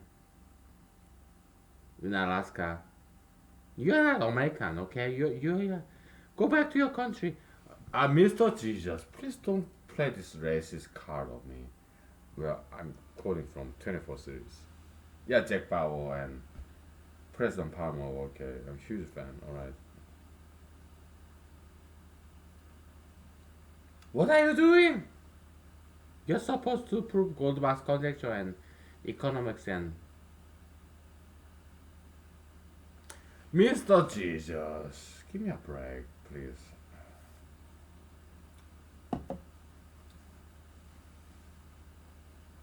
Okay, what I'm saying is, yeah, if you say you are the truth, right? But if Jesus is the truth, perhaps it goes both ways. Maybe truth is Jesus. And Mr. Jesus, you said, yeah, I said, like, if you love your parents more than you love me, you cannot come with me in heaven, okay? So, yeah, when it comes to a choice between your parents and me, Jesus, you have to pick me, Jesus, the truth. So that's what we are doing, okay? Yeah, we love Professor Alfred Marshall, Cambridge economics professor. But when it comes to truth, when it comes to the truth, alright, we have to love truth, Jesus, more than we love our parental figure, Mr. Professor Alfred Marshall. Okay, when because he's only human being, right? So when we have to come to this decision where we have to abandon Professor Alfred Marshallian supply demand curve when it's wrong, we have to pick Jesus, the truth. to come up with a better model. That's what I've been struggling to tell you. I'm bending over backward for you, okay? Because this Marshallian supply demand curve is taught in every university, high school. We have to modify that. Why? Because it's a good model, but we have to do better. Okay, there's some error in there. Okay?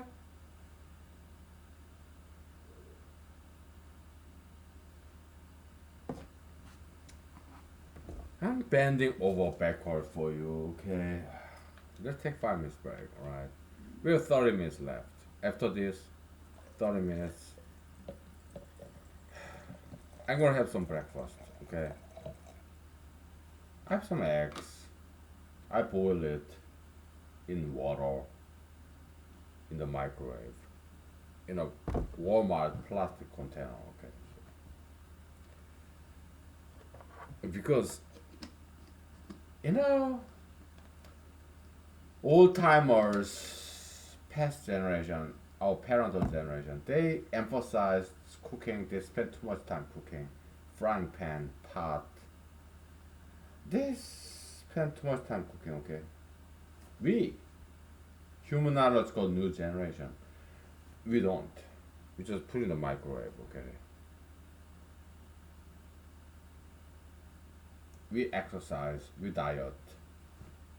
We don't use any oil, fat. No, we use water. Like Mr. Bruce Lee, okay, water interview. Yeah, I saw it, black and white footage. Saw in YouTube, okay. Yeah, be like water. When water goes to a cup, it becomes a cup. Okay, it's Mr. Bruce Lee, he said that. Right? But yeah, when water comes to a jar, it becomes a jar. Be water, my friend. He said that I really like that because it's kind of Chinese Taoist philosophy. Okay, yeah. You got some good point. Okay, so but he's ultra internationalist. Nobody's perfect, right? I'm not a huge fan of Mr. Bruce Lee or Mr. Tiger Woods. Mr. Indian American Rabbi Zacharias and his sons. They're ultra interracialist, okay?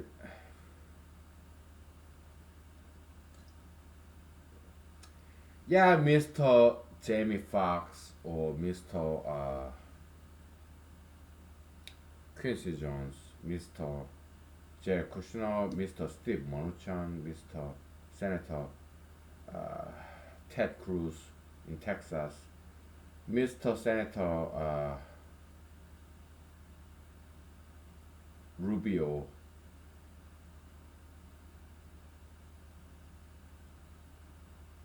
Whatever, alright.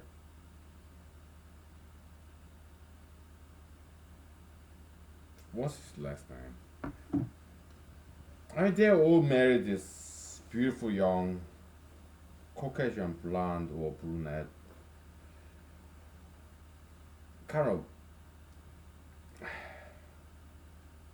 in order to maximize their bedroom marital pleasure. Yeah, Mr. Marco Rubio, okay, so yeah, I don't like that kind of marriage, okay. I mean, if you are ethnic non-white man, you can mate, date, meet. If you are so into Caucasian ladies as non-Caucasian ethnic men like I am, okay, meet and mate and date mature aged Caucasian ladies who are like their late 40s or early 50s, okay? That's what I do, right? But they married this beautiful, slender, young Caucasian ladies, okay? And I don't like what they did, okay? In Mr. Jimi Hendrix, okay? Your heroes, right? because I know what it sounds like. It sounds like white supremacism, neo-Nazism. Okay, Mr. Hitler, Harry Hitler, but it's about farming. Okay, you're farming Dalmatians or Chihuahuas, Pomeranians, horses. Okay,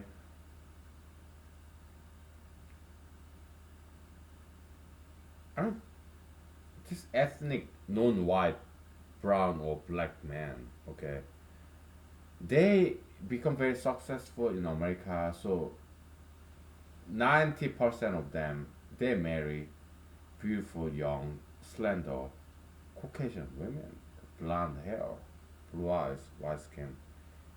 Their children, they're brown, okay, like President Barack Obama. His mother was Caucasian, his father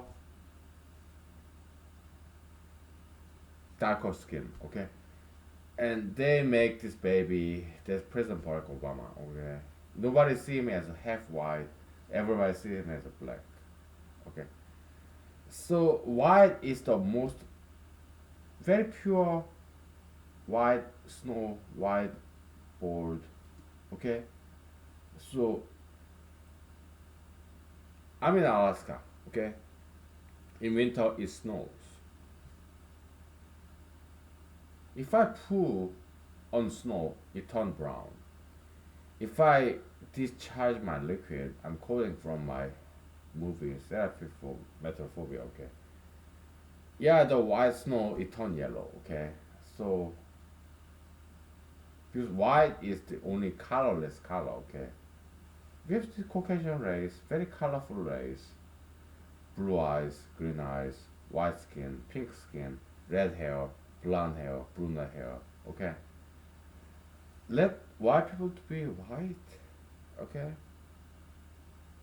And there's this Senator Marco Rubio, Senator Ted Cruz. They call themselves conservative, right? But they are quite conserving human race.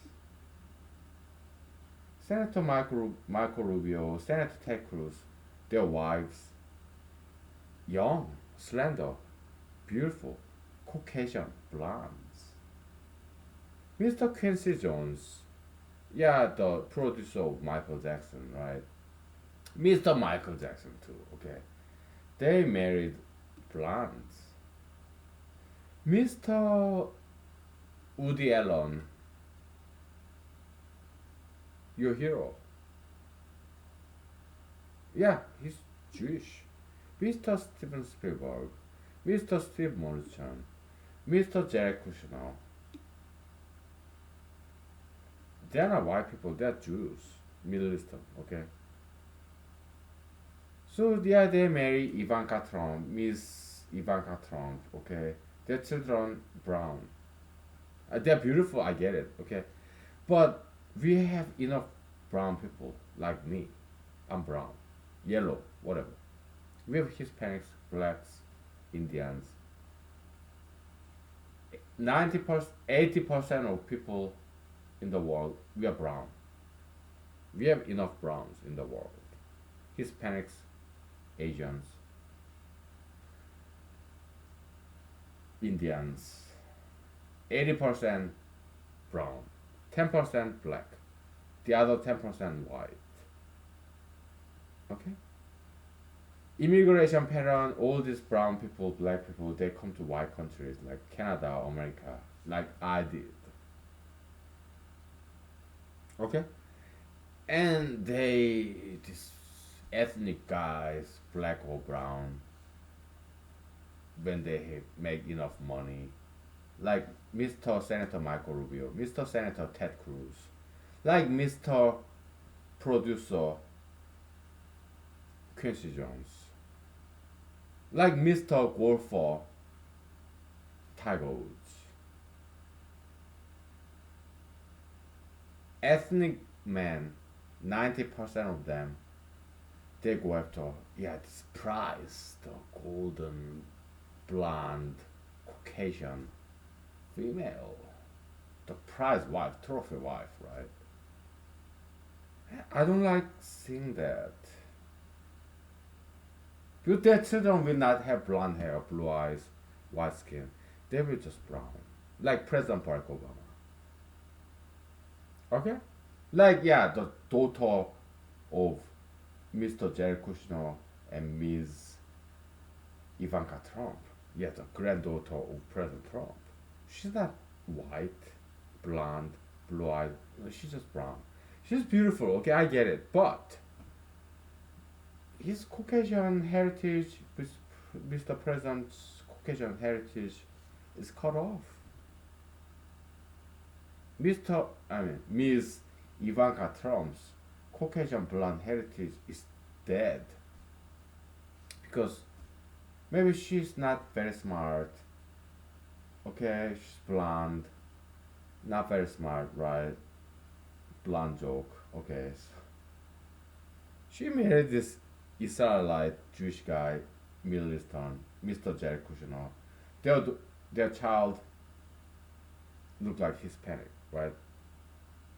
I beautiful, okay, they are beautiful, okay. Hispanics they're beautiful too, okay. But President Trump, he was disappointed, right? Because his Caucasian ancestral heritage is extinct. He had two daughters, Ivanka Trump, Ms. Ivanka Trump, Ms. Tiffany Trump, okay, and they one of them married Jewish guy, the other dating even darker Jewish guy, so their children will not be white. They will not be Caucasian. Okay, he's angry, right? That's why Mr. President Trump hates Hispanics so much. Build a wall, yeah, build a wall, yeah. He called them like rapists, murderers, right? Because his grandchild looked like Hispanic, but he cannot hate his grandchild, Ivanka, Ms. Ivanka Trump's daughter. He cannot hate his grandchild, but he's angry, so he have to hate somebody to vent out catharsis, cathartic discharge. So his granddaughter looked like Hispanic, right? So, but he cannot hate his granddaughter who looked like Hispanic, so that's why he hates Hispanics. Being in the southern border war, okay? He had to hate somebody, right? There's this MSNBC reporter or journalist. Hey, Americans are scared coronavirus. What do you say? It was a legitimate question. He said, I said to Americans that you are a bad reporter. You're a bad journalist. That's your president, okay? My president too. I voted for him, okay? Sometimes I do regret.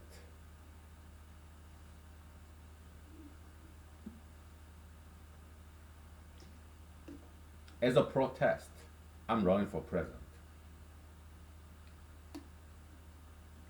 Okay? I like him, okay, he's doing fine job, alright, but I believe I can do better. Don't you?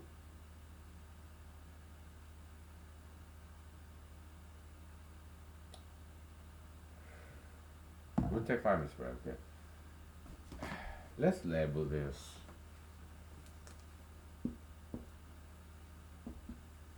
Okay? We'll take 5 minutes break. Mr. President Trump. Human, only human, right? Yeah, we are quoting from this German philosopher, Nietzsche. Yeah.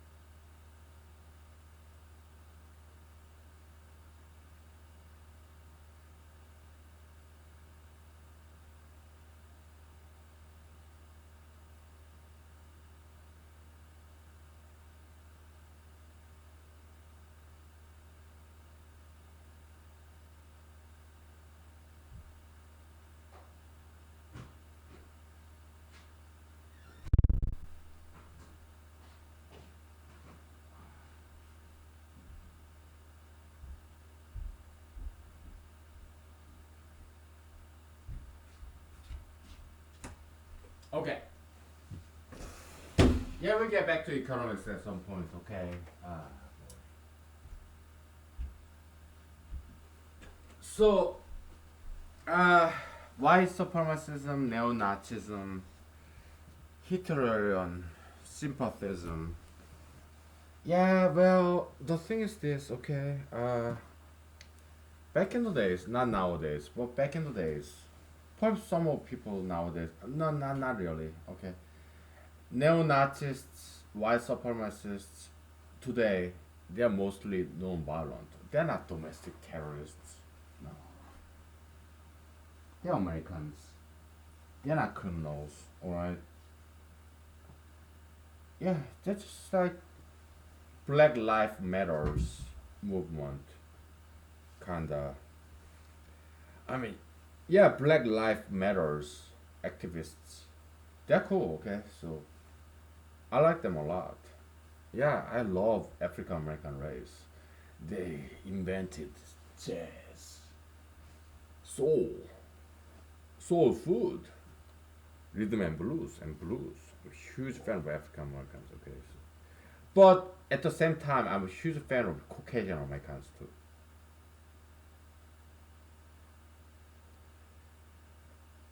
Okay, I love blacks and whites. Why? Because I'm neither. I'm neither black nor white. I appreciate racial diversity. Blacks, whites, they're beautiful. Very smart people. Okay. Yeah, Jews, Arabs, Indians. Oh, they're beautiful. Yeah. Very smart. And very nice. Mostly. I have some bad experience from all these different races, including, yes, including Asians. Okay, so. But yeah, most 90% of them, they're nice. Okay.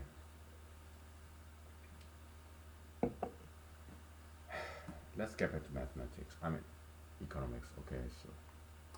So you are vegan, small business, vegan pasta, okay? You don't use any dairy product, just vegetables, grains, seeds. Oh, yeah, my pasta. I have this pasta machine. I put some sunflower seeds and flax seeds and quinoa. I just grind them, okay? Just push this button, okay? My pasta. I have some black rice, brown rice, barley. Okay, yeah, 9 grain pasta, baby. Yeah, I have some tomato juice, fresh tomato. I crush it with my own 2 hands. Okay? Yeah, your tomato sauce right there. I put some lemongrass, lemon juice, some herb like dill and thyme, rosemary. Okay. It's all vegan. No oil, no butter, no dairy product, no cheese, okay?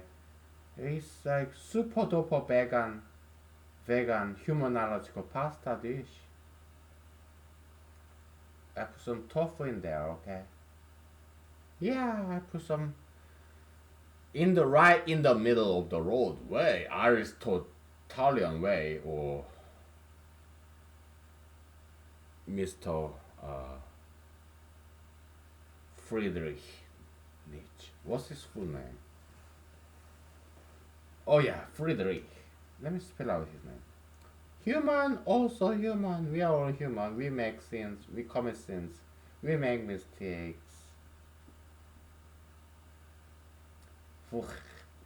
Friedrich uh, V. Viellum. This is a challenging part, okay? Ni.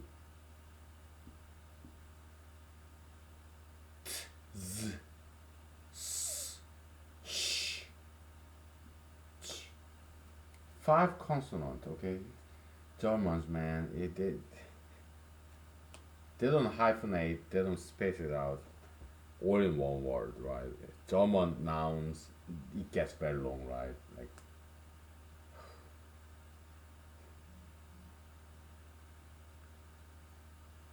Friedrich Wilhelm Nietzsche.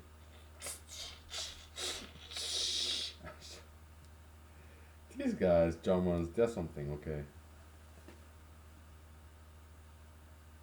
Just wanted to spell it out for you. Human, all too human, okay? We make mistake, okay? Yeah, we are all humans, okay? He wrote this book, Gay Science, right? But back in the days, gay means happy, right? So it has nothing to do with homosexuality, okay? So let's get back to economics, okay? Okay, you have vegan food, okay? So you experiment as a small business owner, right?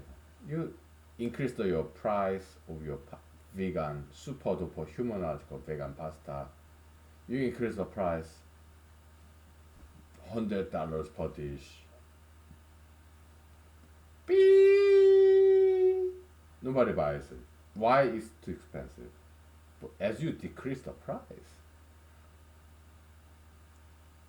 maybe $80 for vegan pasta with dish, humanological vegan pasta, 9 grain vegan pasta, okay, quinoa,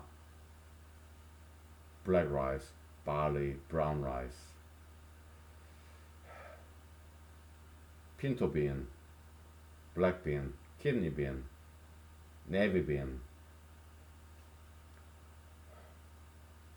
green beans, okay, 9 grain pasta, whatever, and you put some you cook this broccoli, you steam it, no oil, no dairy product, okay, yeah, maybe some fat-free milk, you steam it in fat-free milk, just in the happy middle. It's not too soft, it's not too tough, like you steam in this fat-free milk like for maybe 3 minutes. You steam this broccoli in fat-free milk. You boil it, steam it, like 3 minutes. Happy middle, right? It's not too soft, it's not too tough, just the right texture. Steamed in fat-free milk, healthy, just right. Al dente, like yeah, you can feel it, this texture of broccoli, but not too soft, not too mushy, not too tough, just right. Oh, it's broccoli steamed in this fat-free milk.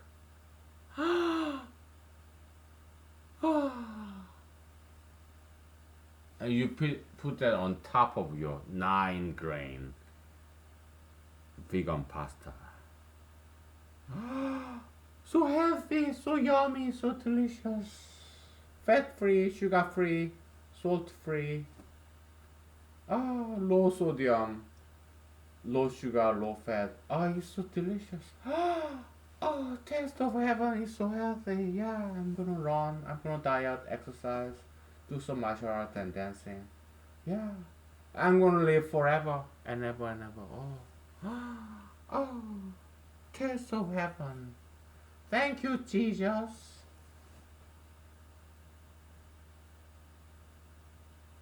But the price is too high. It's like $100 a piece. Come on. So you experiment as a small business owner. You are the only employer. You are the only employee in your pasta, humanological vegan pasta, hyperdoper, superdoper, Superman, Wonder Woman vegan pasta restaurant. You're experimenting, okay, with price. You observe as you decrease the price of your pasta.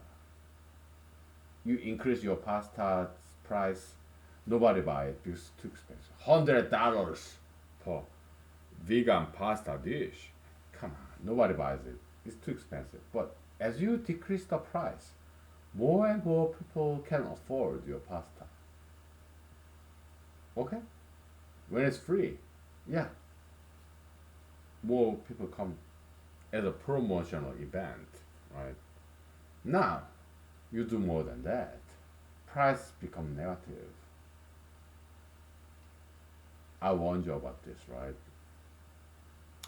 We take 5 to 10 minutes break, okay? So, what does this negative price means? You're paying them to eat your pasta. Hey, eat my pasta. I give you $1, okay? Was that? Yes, advertisement. Oh, I put my money to advertise my pasta so that you come eat my pasta. It's promotional event.